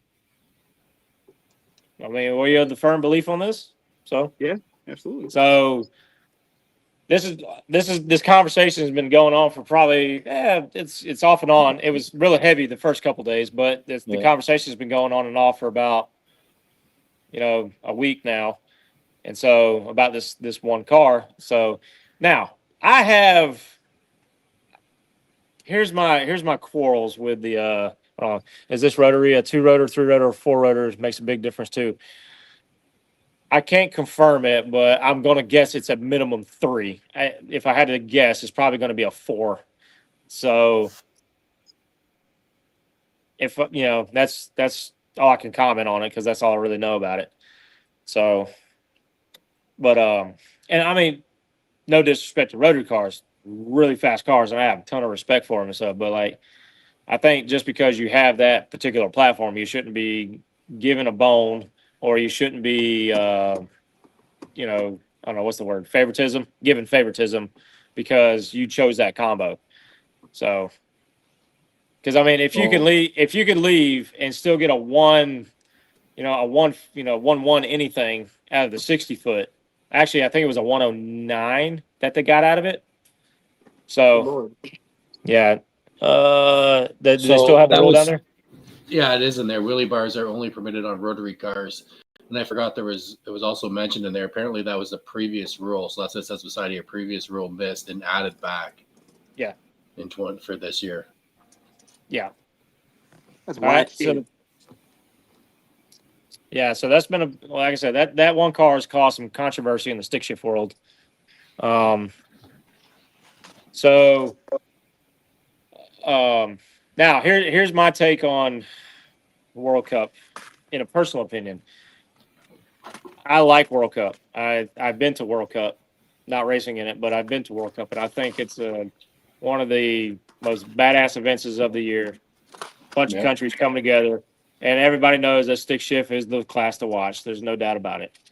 So even the ones that aren't stick shift that got rotary cars and like Hondas and stuff, they're still having to yank sticks. So, yeah. So You set it up. Sorry. I can't be serious around this dude. So, anyways, but I notice every year there's always quarrels and just kind of weird stuff that they throw in the rules. Like, all right, what was legal last year isn't legal this year. Now we're putting restrictions, and so I feel like we're doing is like you got guys here and you got guys here, okay? And what they're doing is they're trying to do this, and it doesn't need to do that. It needs to do this, and let them run away with it. Even like take the wheelie bar thing. Okay, if you're going to allow the one car to do wheelie bars, let the rest of them do wheelie bars. Oh yeah, because it's just baddest of the baddest at World Cup, right? Like, and if you're going to let them all.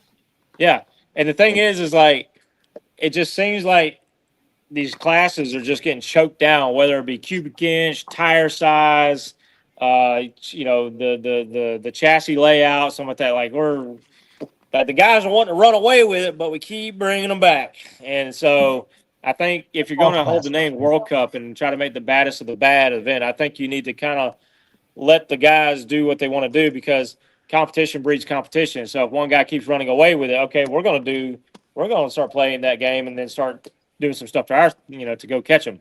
And I think that's kind of the way it needs to be a little bit more. I know you got to have some set rules for layouts and things like that and to create classes, but anytime somebody gets ahead, they choke them down, whether it be like a turbo size or whatever. Yeah, That's all I class agree. racing. Yeah. Yeah. I mean, this shit's been going on, NMRA back in the day. I mean, that was back going on with Hot Street. Pops was the fastest stick shift car back in the day. And then he started kicking ass. So what they do, they added weight to stick shift. They add 250 pounds to a stick car versus an automatic to try to slow him up.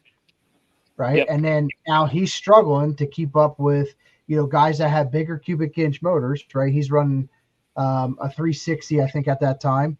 And you got a guy that has a 400 cubic inch motor. It's going to make obviously more power per cubic inch with an auto, going faster because he has to tack on 250 pounds or trying to slow him up because the stick shift was faster back then. Yeah. That's just been going on for years, though. Yeah. It's the same old thing. Yeah. I think it's shitty. I personally do think it's shitty. I think it should be anything goes. But at the same time, it shouldn't have bars. I think bars are that's not for that style of racing. You got guys, that fucking make, their thing is, oh, well, it's a lightweight engine and it's, got this small cubic inches. That's kind of stupid because you can get a really lightweight Fox body with a massive fucking motor and it's going to make that thing. I mean, everybody knows Radial versus the World, seeing cars go airborne. I mean, shit, we just sent a 4th Gen F body airborne. So to not run wheelie bars, make your shit work. You got the chassis tuner, you got the crew behind the car, make it work. Don't be lazy. Yeah, right. I like that post that Jimmy put out. I think that was yesterday. Yeah, that's pretty good. Oh yeah. Mm-hmm. Oh, the people crying about that fucking guy are just. If you're crying about 50 Shades of Brown being in True Street, like one. Did you have a car there that you were with? Were you driving a car? Were you racing against the car? Have you ever raced against the car? Have you ever raced in any class in general, aside from, if you did race, do you ever no prep? Did you ever do anything? No? Okay, then shut up. Because like I've seen so many fucking people that are like 50 fucking shades disconnected from racing, complaining about that car being in true street, and it's like, y'all motherfuckers need a fucking better hobby. Stop worrying about the next man. Like, you're not even racing against the guy, and you're mad that he won. Like, that's just so stupid. Yep. They're always the ones with the most I'll to tell say. you. I'll tell you. I mean, that was one of the most intriguing things for me switching over to stick shift no prep. Like I come from obviously NMRA, and there is an entire rule book of shit that you can and can't do to my car. For instance, being 3450 or whatever car and driver, and you're not allowed to have this intake manifold. You're not allowed to do this. You have to run this fuel. And then you go to no prep, and I'm pretty okay as far as like running, with some of the guys. But, hey, if my shit's not fast enough to run with that, I'm just going to do better to make it faster. I'm going to try to, do what I can to be competitive then. There is no rules. You better have your shit together, run what you brung, heads up, let them fucking hang and go, and I love that. I'm tired of this. Oh, you got to be, 3,000 pounds. You got to do this. You got to run that. That's fucking bullshit. That's what this kind of racing should be. No prep should be that. Like, the thing is about no prep, and now in the same words, again, some people will be like, well, this guy's defending Tom with that. But in the same words, I know that 530 Little Gangsters has been a huge success, but I don't believe that index racing belongs to no prep either, though. Yeah. I don't believe that belongs to no prep. I think no prep was started. I mean, I guess I take it more to heart because I truly believe no prep was started here in Chicago with King of the Streets. And that was based off of street guys wanting to street race at the track because they were tired of getting busted, tired of running around, dodging cops all fucking night. So no prep started as, let's find a way to bring the street racing to the track. Index racing is not street. Making all these rules for classes and shit is not street. I think realistically at the end of the day, you should have two classes. It should be OG 28, and you should have a street strip type of class for the slower guys. And that's all it should be. When they ran COTS, you had seniors, which were your bad motherfuckers. You had your fucking, it was unlimited. Seniors was was like your 28, 10-5, your small tire guys. There was gangster, which was like street cars, 9 to 8 second cars. And then you had your bikes, and that's all it was. But then you started bringing in index and all this other shit. Now, I mean, small tire is a fucking shit show. Of you have never in my life that I think I'd see full-on tube chassis cars with Pro Lines and Noonans and shit like that racing on fucking no prep. Like, it's cool, but at the same time, I could see the argument of some of the. Here's a crazy one. I get it. I'm not feeling good today, but I will agree with some of the bracket and index racers on this one. Is you buy shit to go fast. Some people say, I don't want a no prep race. I want to go fast.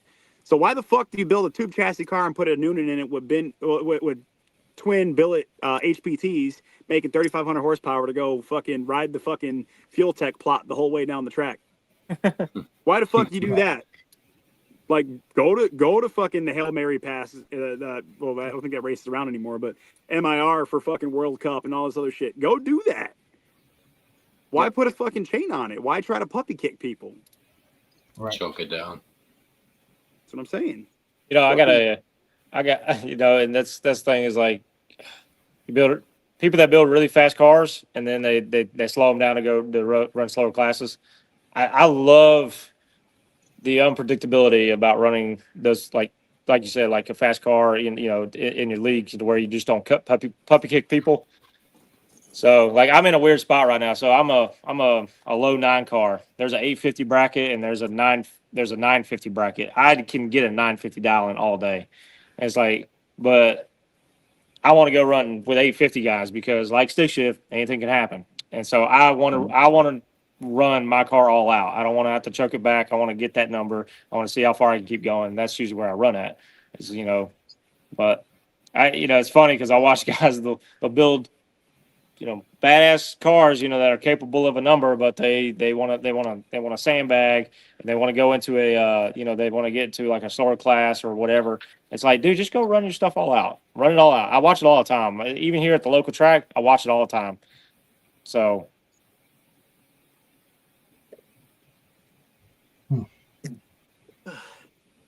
Sorry, I'm putting seats in. I'm a mess. I thought I hurt your feelings for a second. No. It's getting darker out here, and when I start seeing critters, if you know what I mean, running around the street, I'm like, uh-oh. Oh no. Yeah, what are you putting seats in for? That's just weight. Man. That's just weight. It's a streetcar. It's a streetcar. That's the thing. I don't care how fucking Billy Badass the classes get. This car will always have heat. It'll always have AC. It'll always have a full sound system. I got a fucking Kenwood amp in the back that anybody can see. Jesus. I would drive that motherfucker like that all the time. Uh-oh, what are we pulling? Speaking of anything can happen, even though I got beat here, I still love this one. Oh, the GTR? Yeah. Oh, shit, so gangster.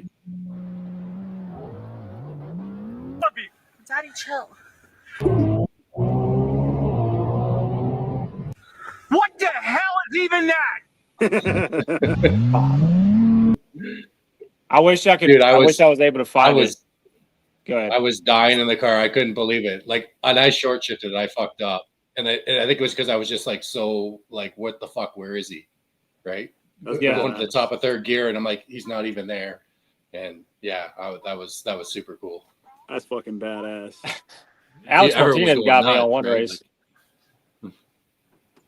So Alex Martinez got me on one race. I think it was a FL2K. It happened just like that. I got out on him like a half track, and then I had a nitrous backfire and it shut it down in fourth gear. He come around me like the last 10 feet. I was like, I would have went to the finals if I would have got that. So he came around me with 1 foot to go, and someone messaged me and they're like, "Oh, that was so badass." They're like, "Did you let out before the end?" I said, "Absolutely not." They're like, "That car's got some mile an hour." I'm like, "You're telling me you should have seen it from the driver's seat." Clutch slip. That's all it was. Clutch slip. Yeah.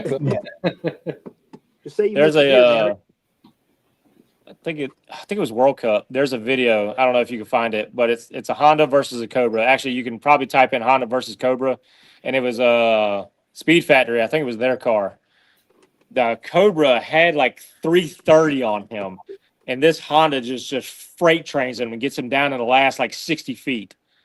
And anyways, and because you look at it from the Honda, it's like the in-car view is going to be like towards the end on the Honda, but you watch this Cobra like look a half a track away, and he just rose gears to get him, to hunt him back down, and he gets him to like the last 60 feet at like 190 or something like that. Huh. It's pretty wild. That'd be a little butthurt. Yeah, do them Hondas, man. They fast. I don't know. Hey, you see what we did to that fucking one at Wisconsin? That one wasn't too fast now. Yeah. Belt to ass. No, it'll be a. That's not it. No, it'll be a red Honda, and the Cobra's gonna be like a maroon color. Like I said, you go down to the last two. Actually, can you pull up the main screen? That's what you do. Cobra versus Honda, or Honda versus Cobra. Maybe like a World Cup setting. But yeah, they yeah, I ain't gonna lie. There's times I get nervous about like going against a Honda because like they'll give me the last 10 feet or so. Down. You just got to look at them like that's it. That's it. Closing the gap. Go to like the last minute. Well, you can see Like where it's him on the car, like Honda's view. No, keep going. Hondas are literally fox bodies, Yeah. bro. They're either dog shit slow or they're fast as fuck. I gotta get some sound here.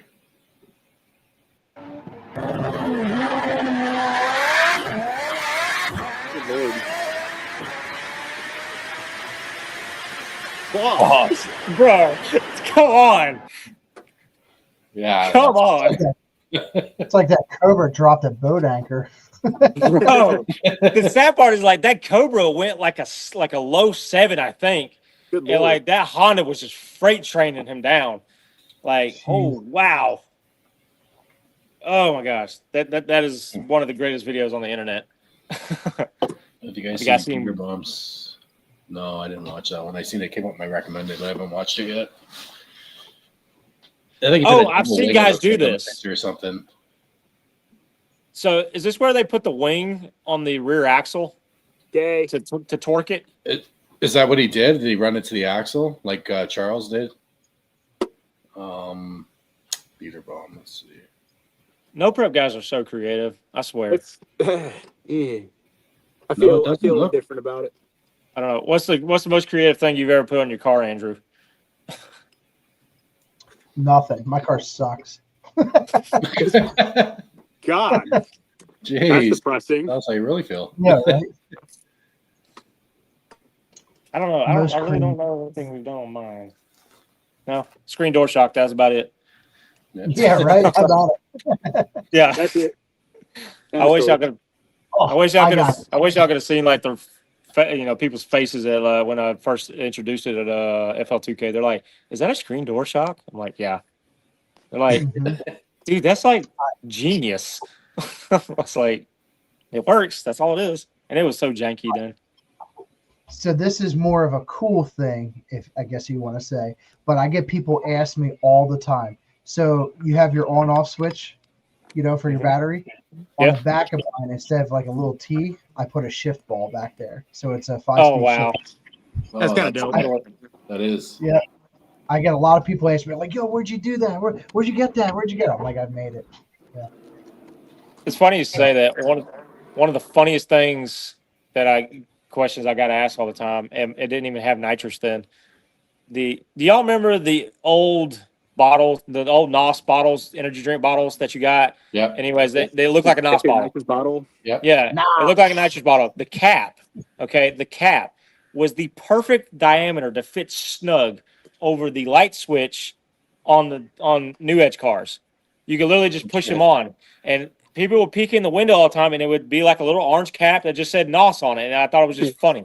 And I left it there for years. I still have it, and anyways, and guys are like, "Dude, this thing got nitrous on it?" And the answer at the time was no, I didn't have any nitrous on it. Well, now it does, so I might have to put it back on. But it was the funniest thing. They would always ask me like, "Dude, this thing got nitrous?" I was like, "Dude, it's just it's an energy drink cap." So I did that with my old Z28. That's funny as fuck. I had a bottle like that. We went out to race one time. It's on the north side at if anybody that's watching it knows Strats and racing on 53. I was negotiating a race with somebody and I had exactly that. And they're like, "Has it got nitrous on it?" I'm like, "It's got NOS." Like, it's got NOS. NOS. But like, yeah. And they're like, "Oh, can we look at it? Like, will you take it off?" So I open the door. I'm like, "Yeah, see, it's got NOS." And dude starts laughing. I'm like, "Look, see, I took it off." He's like, "All right, you're good. I did have a bottle." He was in the rear kick panel. I'm like, "Stupid fuck." Good job laughing at my sense of shitty humor. Donnie, I heard that as well. I wouldn't be surprised if you could find seals. It's really easy. So like that whole Ford Performance Dark Horse Racing program, we do all their transmissions and they're all sealed for all their transmissions. They're super easy to get on and off without, damaging them. So I wouldn't be surprised if some of those motors are hopped up. What gen Coyotes in yours? I have Gen 2. Gen 2? Nice. Yeah, Gen 2. Nothing Junior's special. what? Gen 3? Yeah, it's a Gen 2 Mustang. It's just got oil pump gears and, the usual bullshit, timing gear, phasers. I did put valve springs on it, which did make a big difference for being an NA motor. And we just put a Cobra Jet intake, raw body, PMAS's like huge snorkel kit. And it seems to be doing pretty good. We just made a couple dyno runs 2 weeks ago, actually. We finally just got it all done. Made 509 to the tire. True numbers. Nice. So not too bad. Are you going to spray that car? We are going to spray. We're going to have to, man. Trying to run guys like Mike McCoy and all them guys that are spraying the fuck out of it with nitrous. Remember, Nitrous Express is your friend. I already have it. It's already plumbed. It's ready. My man. Mm-hmm. Yeah, Teal's got nitrous outlet. If you just throw that out there, Hey, which bottle worked that day where you guys made a clean pass? Just saying. Do it. Which bottle did it go fast on that day? The fast one, the black. It was bottle. a white bottle. I remember it was a white bottle because I got it on video. No, it never was. Never was. Do you travel everywhere with a bottle, Jay? Like even with like when you're your daily, you always got a full bottle with you. Like brother, you never know. There at that race, you got a bottle. You're out being famous on YouTube channel. Don't. And you got a bottle. You're spraying knock down the IATs, and that's that one that gets spanked by Nah, he's just gonna go downtown Chicago. And just blow NASS. people's wigs off. Somebody was so mad at me about doing, like, so many people were so mad, and I'm like, no, you guys don't understand. Like, literally, we had nothing else we could fucking do. Like, the car is eating itself, and we don't have ice. They didn't bring ice like I told them to do. I mean, they're Mexican. They're probably afraid. And I said ice, and they're like, oh fuck. Like, there's just a lot of things going on, and I'm like, well, you know what? I guess we're gonna have to try to do some fucking dumb shit, which I would never do, and I don't condone doing. But people were like, you're fucking stupid. You don't know what you're doing. I never do that. Zero cooling was done. Like, I don't fucking know that, but we're desperate. You think it's bad now? Wait till that video drops. Oh, the video. Oh, yeah, on the documentary. Oh, yeah, I'm fucked. Yeah. I know I'm fucked. Like, People will be PMing whatever. you, bro. I don't care. People are gonna fucking hate. I hate you. I hope you fucking die. Yeah, thanks. Me too, bud. Did much racing get off? Like, did they get enough off to make a video? I don't really know because the ZL1 had some issues on the way to the next spot after that. And we kind of said, uh-oh, we're fucked. We should call it a night. So I don't know exactly what happened afterwards. I don't really know what's Because the you plan. wrapped it up and it didn't seem like much happened. So I was like, did they get it off? Is there enough for a video? Or I guess they did a lot of roll shit after. But again, that's another one that's not really my cup of tea. So I really wasn't, missing much in my opinion. But yeah, I would assume they got more shit done. I mean, I want to see the video myself because I'm sure it was fucking cool. 'Cause cool shit always happens when I'm not there. So sounds about right. we'll see what happens. Dude, how about Andrew? I'm kind of an idiot to a lot of the Coyote stuff. So how much You're just RPM are gonna you get in throwing trouble. at it? How much RPM are y'all throwing at it when y'all go to dump the clutch on the line? All of it. All of it? All of it. All right. So my next question is, do y'all have to do some weird Yes. stuff to the timing chains to get them to live? Because I know it's supposed to be sealed, but does the factory do anything different to them?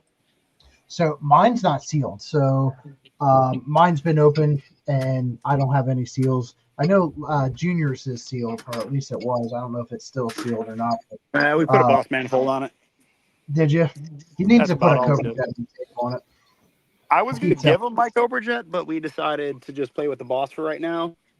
Mhm. But Cobra Jet will wake that thing up and so will some cams. Sure will. I put a 137 millimeter monoblade on mine, and it's fucking massive. It's all the air, all of it right now. But no, my motor was never sealed. It was just a factory Gen 2 Mustang motor that I went through and refreshed. But no, I have upgraded chains in mine and chain guides and all that. Most guys will put like Boss tensioners, that kind of stuff in it. And I just did they pack 1, 2, 3, 4X valve springs in it. Nothing special, just your basic bolt-on shit for it. So. And what's been your PB on the car? Went an 82 with factory stock-ish trim. I should have been 3450, and I was 3400, so 50 pounds light. So, but yeah, went a 983 last year. What was the 60 foot on that? 130, 130, 60 foot. It's pretty solid. Yeah, not bad for an NA setup. Yeah. Now let's throw some nitrous on it. Absolutely, all of it. So, White bottles. Yeah, right. White bottles. I already have it. My man. Truth be told, I was never a nitrous guy. Like I found it interesting, but I was never a nitrous guy. And like I thought, because I didn't like the idea of like not being able to use it whenever I wanted to because it would just run out. So that's why I like blowers and stuff. But Heath and Zach have they've told me for years, man, you need to put 100 shot on that thing. It'll really wake it up. And I remember the very first pass, we had like a 105 pill in it or something like that. And it was a wet kit. It was top pulley, whatever. And I thought it was a rocket ship. I was like, holy shit. And it was just like a 1.5 60 foot. But then like we started chopping it down. We ended up getting it to like a 134 like a week later. And so I was like, okay. I was like, I'm a believer now. So yeah, I've never been a forced induction guy. I mean, because my pops always had NA stuff, growing up, and now coming into this whole stick shift no pulp steam, unfortunately, I mean, my car's fast, don't get me wrong, but it's not the fastest, of course. But Right. it's intimidating when, you're leaving at the moon, right? And, like I'll leave usually right around 68 to 7 or, 100 RPM. And that's even still on a no prep surface. Like I don't give a fuck. Like it's either gonna hold or it's not, Yeah. And in most cases, I have the suspension pretty well dialed in that, it holds. So when I run guys like Neo or, Tony or whatever them, even though it's only fucking 400 and some 500 horsepower now, Yeah. I'm usually 2 cars out on them and they're like, oh Yep. shit, this thing's going, because it leaves at all the RPM and, it usually gets a pretty good 60 foot, but lately it's those guys are getting faster, just like everything else. Everyone always gets faster every year. So now this is where that nitrous, comes in. The intake manifold's coming in, changing that this year.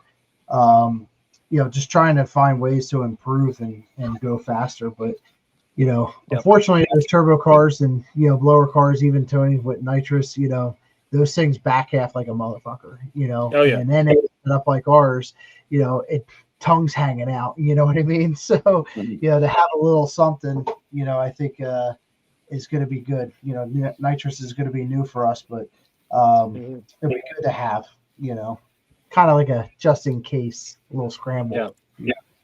So, yeah, I've noticed that nitrous back half's quite well, way better than I thought it would do it. So, like Teal does 38 to 40 depending on the pass. So, but it kind of usually hangs around 36, but it's done a 40 before on the back half. So, yeah, I've been really following J-Mac. I've been really following your stuff with Junior because obviously our cars are the same. Just a couple little differences, but him and I have been kind of chatting here and there, just kind of seeing how things are going to go. And I know he's been kind of creeping in on it. And I know you've been telling him to throw all the fucking nitrous at it, and he's been tiptoeing in. But well, now that the season's almost over, I will let you know we are on the Coyote stock tune with C10, no timing pull, throwing 250 on it at a button. I know. He told me that's gangster. And there's so much more that can be done with that. I mean, just the tune alone. You get rid of the CS tune. The CS tune is so limited. And so restricted, so that would wake it up. And then I always told him, I was like, dude, get the Boss intake off, put a Cobra Jet intake on there, a little better throttle body, and that's going to pick up some. I mean, I just went through all that. Like we had Gen 3 intake manifold on there, stock throttle body. And then we went to the GT350, had to carry a little bit more weight for factory stock with it, and then the GT350 throttle body. Well, yes, it was a little bigger than the stock 80, but now I have, like I said, a 137 monoblade on there. So you're going from this hole to this, and it's quite a difference. That's ideally what I'd like to do with his car. We have talked a little bit, but I'd comp stage 3 NAs, AFS race Porter Cobra Jet, the monoblade, a PMAS, and get it on a Lund tune. And maybe do some head work. And I think that car, because I know his big thing is he wants to do dyno time because the car is obviously not a street car. He can't drive the car on the street. It's not registered or whatever. So he doesn't want to get caught doing, data logging, pulls, whatever, So I told him like, hey, we can get dyno time. Like I have a dyno we use through my job that we can set something up with. And, I told him like the experience I've had with Lund on every single combo I've had that I've been tuned with Lund has been fucking unbeatable. Like, if he goes with them, he'll be happy. The thing with nitrous too, because that's the thing is I don't want him to think that there's more left on the table or they didn't tune him right. A lot of it is playing with the mixture. A lot of it goes back to that old, you have to know what you're doing. You could lean it out a little bit. You could play with different fuels. It'll run different. My 200 shot may hit better than the next guy's 200 shot because I'm running some better fuel or I'm running a different plug gap or I'm running more. There's different tricks to it. Right. So I also don't want him to think like, oh, I put a different tune in it and it's running slower than the Coyote stock tune. Well, it's safer for one, but two, that's leaving us more window to play games with and really wick it up. Right. 100%. Yeah, I know a lot of guys are switching to E85, for setups like ours are going to E85. Some will do the MS 109 fuel, That's what I'm doing. Yeah. So Either way is Yeah. good. I just think that, on my Mustang, I used to run E85. I'd run X85 or C85, and then I would also have that. That was going to my nitrous. But what I don't like about that is there's a lot of fuels you can't mix with it, as compared to because again you can't mix a regular petroleum-based blend gas with an ethanol-based fuel. So the reason, like me, I wanted to run 93 since, I can get it anywhere. But then I could also run things like C23, MS 109. I have the options are endless on what I could do on the nitrous side. And that's going to wick up that shot. I may have a 200, but it may pick up 250, 260, whatever. Mm-hmm. And that's just, again, a lot of guys aren't hip to that shit. They don't, they're still thinking like, oh, if it sprays at 200, it's only gaining 200. But no, that's not how it works. Yeah. So there's definitely meat left on the bone. Oh yeah, for sure. The other thing I wanted to touch back on too, I know you guys were earlier talking about War in the Woods and only stick cars, were there. I think that event is really going to pop off for stick shift. I hope so. It will. Hey Garrett, you like that? You like that, Garrett? You like that? You like that? I love that. I love that. I love that right there. Yeah. I'm glad I ain't got my bottles near. Oh no, I'm bringing this out because I'm gonna fucking play your card. I'm gonna give you motherfuckers a purge. Turn the lights on first. Motherfucker, even street lights are out. I gotta go inside. He's gonna spray it inside of the house. Spray my dog with it, chase him around the fucking. Oh my chase him God. around inside. Let me put this in real quick. But what if Oh yeah. I'm not going there. he's pump 94 on the carb and fuel factory F118 on the standalone? Yes. Hot take. A carburetor is a standalone system. Facts. Mm-hmm. I have a T-shirt laid out. I just haven't made it yet. So it says standalone, and it's just got a carburetor like dead center. So, and then the other one I'm gonna make is every day is leg day, and it's got 3 pedals. Not three legs. Yeah, no, not 3 legs. That would be. I want royalties. So, I still haven't seen your car, Colin. Colin's got, I think, a 4-cylinder Fox. SVL. really? Yeah, I think he put the info on it in the chat at one point. I'm just trying to find it.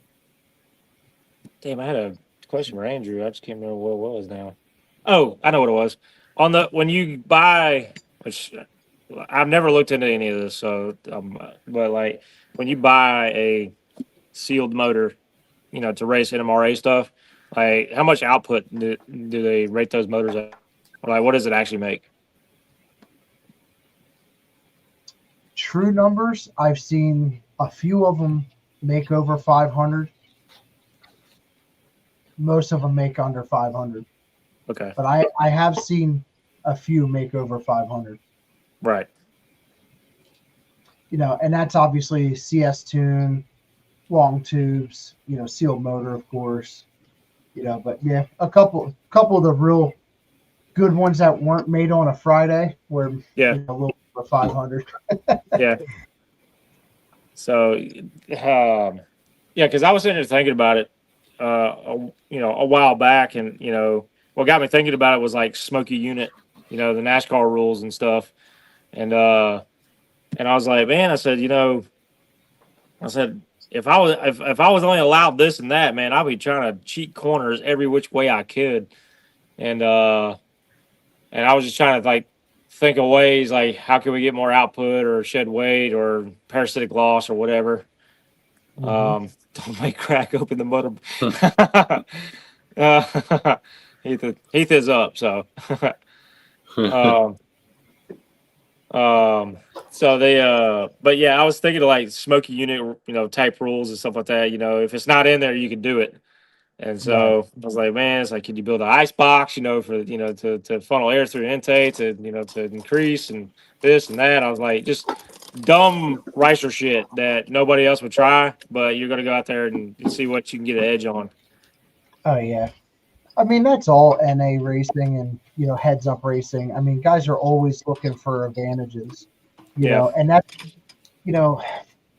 not to kind of sound like I know everything or not, but, and to kind of downplay some of the cars that I race, but like, when you have a car like the caliber of, say, juniors and mine, and my car is nothing to be, oh man, this ain't a pro mod, but like, what I'm trying to say is, like, when you look at a car like mine and juniors, right, and you were used to trying to get the very most out of everything with little, right, because we were so restricted, like we weren't allowed to do this, we weren't allowed to do that, so you had to look for ways to make your shit faster, to try to better your program. So you look at some of these cars like that I race now in no prep, it just seems like if I had the power outer that they had, my car would be a rocket ship, because, I have just say lightweight wheels. I have lightweight brakes, the brake systems are different than, what some of these guys are running. You look at our transmissions. Some of these guys are running, say a faceplated, TKX or a faceplated Magnum, and we have a G101 that's got ceramic bearings in it, right? So that's a difference. Rear end wise, I know most of these guys will just have some clap together 8.8 rear, which is fine. But then you look at, mine where it's got ceramic bearings, it's got a lightened gear set, it's rem finished, it's polished, all that stuff, and that starts to add up. Titanium wheel studs, titanium hardware. I know Tony's huge on that shit right now. I ain't going that far because screw that. I don't have the pocketbook for that, but I do have titanium wheel studs. That's all rotating wheel. Some of these guys will have ceramic front bearings. They're $1,000 front bearings. I don't have that. I have something else, but just all that shit starts to add up, and because we had to do that stuff to kind of stay in a competitive edge. And now when you go to some of these no prep events, and it just seems like, again, no disrespect, but some of these cars are just kind of thrown together, and they just got some cheap Chinese wind whistler on there, and they're going fast as fuck. I don't know, but it's fun. I give it that. It's a lot of fun trying to better your program to compete with some of them guys, but because I didn't even know like ceramic bearings and stuff was like a thing until I watched a video of a Coyote stock guy. He had a Fox body on a lift, and he said he was talking about, the sealed motors and stuff. He's like, you want to know how we make power? He said, come here. And he goes over there to the rear end, which doesn't have a drive shaft on it.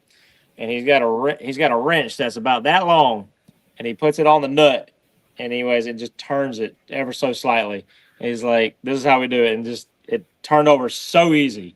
Like he literally had a finger on the wrench and it was turning it. And then as it was turning, it would still be spinning. And so I was like, that's pretty wild. So that's a lot of parasitic drag that's lost. I mean, you could stand behind my car. This is no bullshit. You could push my car with one finger and it will take off on you. That's how far it rolls. Like it's crazy. That's wild. Yep. That's dope. I think it's pretty cool what some of the guys are doing to try to like get an edge on the cars. That's what racing should be, is trying to figure out an edge. Right. The problem is we're too nice and transparent. We give our secrets away. Y'all are right. That's what I'm saying, man. You can learn a lot from an NA guy because, again, their motor makes what their motor makes, and they're trying to, do everything that they could possibly do to the car to make it efficient and whatnot. And, and that's it. We don't have the dial to turn up to make more boost. You know what I mean? So, but cars are efficient, and 6 quarts of oil. That's 100% true. Yeah. Oh yeah. Yeah. Oh, there's Marcus. Marcus, he's in the house. Oh no. No. Those are the things Tony and myself have been talking about for teal. Yep. Yeah. Yep. Now I will say, I blame this on a generational difference because, all right, we'll take you for example, Andrew. All right, so you've been around the game for a while, a little bit older than some of these young guys that are out there just with these brand new Coyote cars and stuff that race in NA. And so like back then you would do like actual modifications and tips and tricks to get it. Nowadays you get a Coyote, guy that's trying to chase an NA record and half the front of the car's missing. Like literally off the car. No fenders, no bumpers. You got the donkey dick intake and whatnot, with the big scoop. Sorry, Bondo. But they go out there and they strip out all the stuff, the interior, floorboard, sound deadening, everything. It's literally just a shell. Anyways, they go out and they run like a 1030 at best. So it's just it's unique kind of seeing the difference between like the older Fox guys and like these young Coyote boys that are coming out here. Anyways, and what they're doing trying to get NA cars to go fast. It's hilarious to me. Oh yeah, I mean that's just evolution of racing in general, I think. But yeah, Darwin, I mean, 4 pages of rule books. I mean, yeah. I could tell you about Pop's car, for instance. So like he ran Hot Street for a long time, right? And that was an NA, small block Ford class. You can run either stick or auto, and had to be a small tire. Well, it was supposed to be a street-looking style car. So you had to have pretty much full interior. You had to have 2 seats, blah, blah, blah. But you're also trying to have a race car at the same time. Yeah. So going back to like taking all the shit out of your car, we couldn't do that with, the rule books that we had. So you look at his car and yes, it has 2 seats in it, right? Well, that passenger side seat was a Kirky seat that weighed 11 pounds when you bought it new. Well, now it's made into being a 4-pound seat because it's honeycombed, it's cut in half, all that shit. And that's stuff that you did because, the rules said that you didn't have to, or you had to have 2 seats, but it didn't say that you could honeycomb it and lighten the shit out of it. It just said, hey, you have to have 2 seats. Same thing with like, bumpers. Tubular bumpers weren't a thing back then. So what they did is they honeycombed the shit out of, the headlight panel and, this and, cut holes in everything to, basically make weight. I know his car, for instance, his is a good 100 pounds lighter than mine, and my car is super light. Right. But for his, you look around and, basically the only thing that holds the door together is the door panel, but you can never tell. It opens and closes normal. It, might flex a little bit, but, it's honeycombed the shit on the inside. So, yeah, I wouldn't know anything about that. Yeah. I can't remember. I don't think I've ever cut really anything off of my car that would do it. All right. So I've cut corners on one thing, and it was it was the front bumper support. Anyways, so supercharged car, so you need something to hang the heat exchanger on. Well, I didn't like the one because it was steel. And it was like, okay, it's going to add 6 pounds on the nose, and compared to running this aluminum one, which is 2 pounds. But it's like, well, but I don't have anything to support the heat exchanger, so I ended up cutting a corner and doing ghetto stuff, and I went and bent some like aluminum tabs and stuff, and for support, and I drilled into the front radiator core support to hold my heat exchanger like fixed to the frame, just because I didn't want to run the extra pounds on the bumper support that held the heat exchanger. So, but I did stuff like that, but like I've not actively like cut up a car. The stuff that Tony did to his Fox, like, God, I don't know if I can do all that now. Which one, Mare or the white car? Right. But actually, both of them. Like he's slowly like the titanium hardware, which I might consider it. I know there's some door bar stuff that you can cut out and whatnot, but it's just, but yeah, like on the Mare, like the stuff he did to get that thing light, I guess ridiculous. Oh yeah. Phil, you said you was going to bed like 30 minutes ago. He was up banging a fat chick. Man, He Yo, fat got the chick after is lovely sweats right too, now. baby. he does have a Dodge. So, but yeah, I'm so sad that Phil is moving to California. Like that dude was 2 hours down the road from me, and we went to the track together, and now he's all the way in California. Now he's got to go hang out with Bondo and Miss Gears and shit. So that's, but We all live too far from each other because Chris, you're what, 8 hours from me, and I'm sure Garrett, you're probably another 8 hours from me. Yeah. shoot, man, it's gonna take me 8 hours just to get to the Kentucky line. Fuck. Yeah, it's like a solid 12 to get to you. So we'd Now- have to meet and like race at like Kentucky somewhere. Yeah, I don't actually mind driving anymore. Like I used to hate it, probably because there was no entertainment in the backseat. But like there was, Oh. Whoa. I'm a kid. Yeah. I was a kid. Ripping Yeah, so sticks and entertainment in the Oh. backseat. Right. that came out wrong. So no, like I used to hate traveling as a kid because like I didn't have anything to entertain but like look out the window. But now we got cell phones and stuff around. Like I can drive a lot longer distance. So Well, being on the cell phone, wow. yeah, dude, listen, I promise you. Well, first of all, if I'm riding with Heath knows that I'm probably the worst passenger princess ever because you got about 20 minutes to get a good conversation going with me, and I'm out.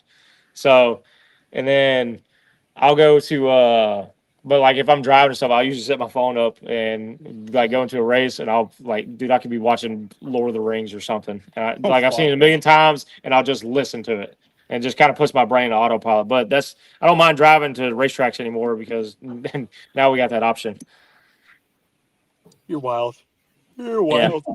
It'd be that way. It'd be that way sometimes. Or next time- I watch a kill shot racing video. Okay. Hey, see, I watch us suck again. Yeah. So Every I do- video yeah, I this do. year has been like us just sucking every time we go out.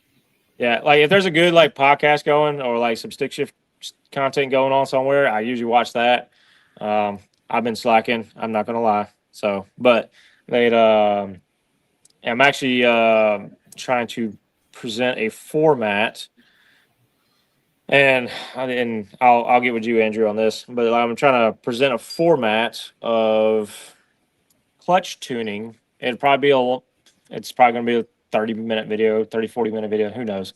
But like of clutch tuning, from like, doing tamers and diaphragms to, whatever, I know some guys got slipper valves, how we can deal with those because those work a little bit different up to your adjustable stuff. So now I'm not an adjustable guru. I know enough to get in trouble. Okay. But like, I feel like, relatively the principle is the same. So it just kind of gives you a rough draft guideline to go through of what you're looking for in a 60-foot power management and adjustability, like what adjustments need to make what and where and all that stuff. And when I put one in Berger's car, I literally had a piece of cardboard and I was drawing out RPM ramps and stuff like that. I was like, if this happens, you do this. If this happens, do this. And so it kind of shows you what you're looking for. And I've got plenty of videos, from my car and other people's cars that we can just throw out there. That way you can visibly see the difference of what adjustments do what and how you can hone it and dial it in. So that video you did on the diaphragm versus oh yeah, the adjustable one. Yeah, adjustable. Yeah, diaphragm versus adjustable video. That was really good. Yeah, I was actually shot that in I shot that video in Heath's trailer, like outside of shop. So like it was like if you watch me make videos, I can't do them in front of people. Don't be around me unless I'm interviewing you or something like that. And like if I got to give a tutorial, I cannot do it in front of people. Like I mess up too much. If you go through my phone, it's got my face like 34 times where I had takes, and I got to sit there and pick the best one. And so. And I'll repeat the line until I got it memorized. So I find it gets easier over time, but it's still fucking tough. Yeah, especially in front of people. Like, because it's been a while since I was filming, and I filmed at the last race I did there a couple weekends ago, and it's just like still fucking weird as shit. Don't let Yeah. don't let Garrett like fool you. That motherfucker is an absolute freak of nature. I saw this man make 57 memes of the same guy in about 2 seconds flat. He is like a fucking one. You remember in high school you had that nerdy kid that was either in their notebook all the time or like in their fucking cell phone all the time just doodling on Snapchat. That's this motherfucker for 4 hours straight. It was And the me and Shane motherfucker- Becker. and then you wake up in the morning and the motherfucker's got a camera in your face watching you fucking drool chicken strip juice out of your fucking face. Dude, he was in his truck. Okay. I told him, I was like, dude, you can go stay in the trailer. I said, we got an air mattress, whole nine. What? Man, I told you why. Dude, he's like, but he was in his truck. The window was open. I don't know who slept with the window open, but like out like this in his truck. And I just come around there with the camera, just like he's got his mouth open and everything. So, but yeah. So I'm probably gonna do a video on a detailed video. It's gonna be boring jargon, but of like if you have tamers and slipper valves or an adjustable, like this is a good. Here's how you find your start point. Here's how you dial in from the start point. Okay, and if you want to, for lack of a better term, get after it. Okay, what adjustments are going to affect what, and what you need to do to compensate for it. And so I get asked these questions all the time, and it's just, and I try to explain it to people. And even when I sell somebody a clutch device and whatnot, like I say, let me know when you get to the track. I'll sit there and talk to them. Okay, we'll find the hit. And I kid you not, like 3 or 4 passes, we got that thing going like 3 or 4 tenths faster into 60 foot. It's ridiculous. They'll go from like a 1.6, like a 165, for example, to like a 132 in like 3 passes. That's huge. And so it's ridiculous. Because I tell them, I was like, okay, what kind of power can you give me? What adjustment this? Okay, do this, do this, do this, do this. Okay, and then we'll here's where we started at, and we might get it to here. Okay, all right, now we need to do this, and then we'll get to here, and then we'll get to here. And then eventually we get to a point where we're outrunning the suspension, and now it's time to make suspension adjustments, which I'm not a great suspension guy. Okay, I know enough to get in trouble. I can predict my car semi good, but that's when I send guys off to like Tony or whatever for like, suspension advice. Like, hey, you want to do no prep? Go talk to this guy. So I'm not a no prep guy. I'm just a dude that makes parts. So that's it. But, JD Swag, he's not from Canada, is he? Yeah, he is in Canada. I didn't know that. No shit. Yeah. Y'all look alike kind of too. East Coast. No. Yeah, y'all twins, bro. Y'all twinning. Yeah, pretty much. Straight up. No, I haven't been to the East Coast. But that's sick. I didn't know JD was Canadian. Oh, yeah. Well, fellas, I think I'm going to exit early because my fucking Benadryl is starting to wear off and my headache is coming back in the worst fucking way. Yeah, you're a bitch. So, hey, lick my ass. You lick my ass. You'd love that. You'd love that. Especially with your beard hair. It'd probably fucking tickle me kind of nice. Jesus Christ. Hey, where's our nitrous purge? You got to send us out with a nitrous purge. Yeah. Fuck. Then we'll shut her down. Let me make sure I did it right. Hang on. Let me make sure turn the lights on. Yeah. This is my fucking fire up the generator. Oh, fuck. Go downtown Chicago and blow people's wigs off with that thing. I could. If they don't light up, I don't think they're gonna work. I gotta see if they actually work though. I haven't tested that it. Nitrous Express gauge. Holy fuck! What is it? A clock? Yeah, a I clock. got my quarter turn and my fucking everything's right there, ready to go.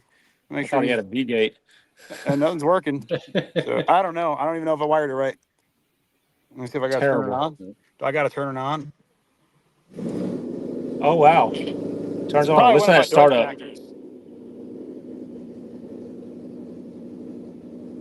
Oh, you suck. Yeah, I got such nothing. a disappointment. Yeah, no, I got nothing. Disappointment. Hey, if you'd bought nitrous outlet stuff, it would have worked. You know what's actually really funny about that? Is what? We use the fucking outlet harness.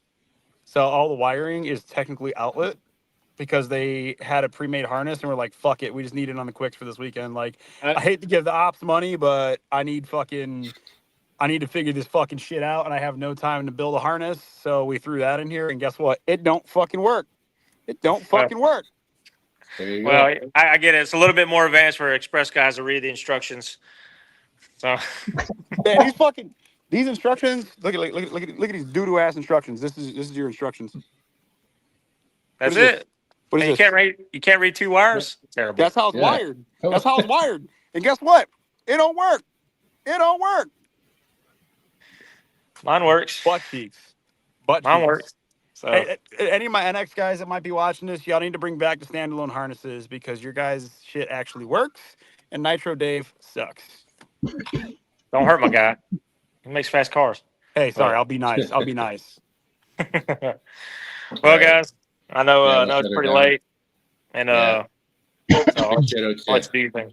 Yeah, big shout out to Andrew. Appreciate you coming on, man. Super lots of Absolutely. information there. Definitely helped me out. I learned a bit there, so that's sweet. Gives me some more ideas for what I do here when I get rid of this MT82. Thinking I might still roll with it for a little bit here, though. Maybe I'll just throw a clutch in it. But I definitely need a fucking tamer. You got to put a Tremec in there. Come on now. Tremec. Yeah, Tremec. that'll be the end game for sure. But I think a lot of people want me to probably stick with this MT82 and just blow it apart. And for the time being, it's probably the cheapest way to get it going again. Just put a different clutch in it. But definitely need a slipper though. Definitely need a third leg if I'm putting an RTX in there. Yep. Or RXP. Yeah. I know a guy with a tamer setup. I know. Let me know when you find them. Shipping sucks. Yeah.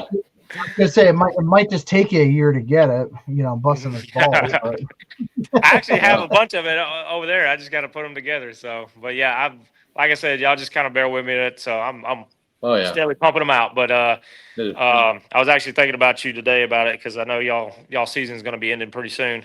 So maybe you can come across the line a little bit and come play with us a little bit. But yeah, I'll definitely start getting them out to you guys and whatnot. And obviously it works for no prep, and I know y'all got a bunch of it. So let's get it out there and start making these cars go fast. Oh yeah. make stick shift great again. And Dude, make I'm telling you. your instructions better than Nitro Dave so I can install it right. I would go broke. But I feel like if I was rich enough, I could just start handing out incentives. Like if you put an auto car in the trailer, you get $25. So Well, you do remember I do a lot of street and grudge stuff, so we could definitely put a lot of auto cars on the trailer. what I'm telling you. So there's actually not even one in mind right now. Like I gave it away to a guy that had to go to a race Oh, short shit. notice. So that's the kind of guy I'm tearing apart my car to put y'all out there, Mm-hmm. So, but That's what we do. yeah, buddy. But all right, guys. Well, All right, boys. Yeah, we'll shut her down. You guys have a good night. Good All right, chatting. fellas. Yeah. Thanks Catch for you on having the me. next one. Appreciate it, guys. Yeah, I appreciate having Thanks you for on. being Thanks, on. Andrew. yeah. Oh yeah. It was good to meet you this past weekend, Andrew. Finally, Yes, sir. Officially, So- yes. officially. So, but All right, boys. all right. See you, big dog. Take care. Later.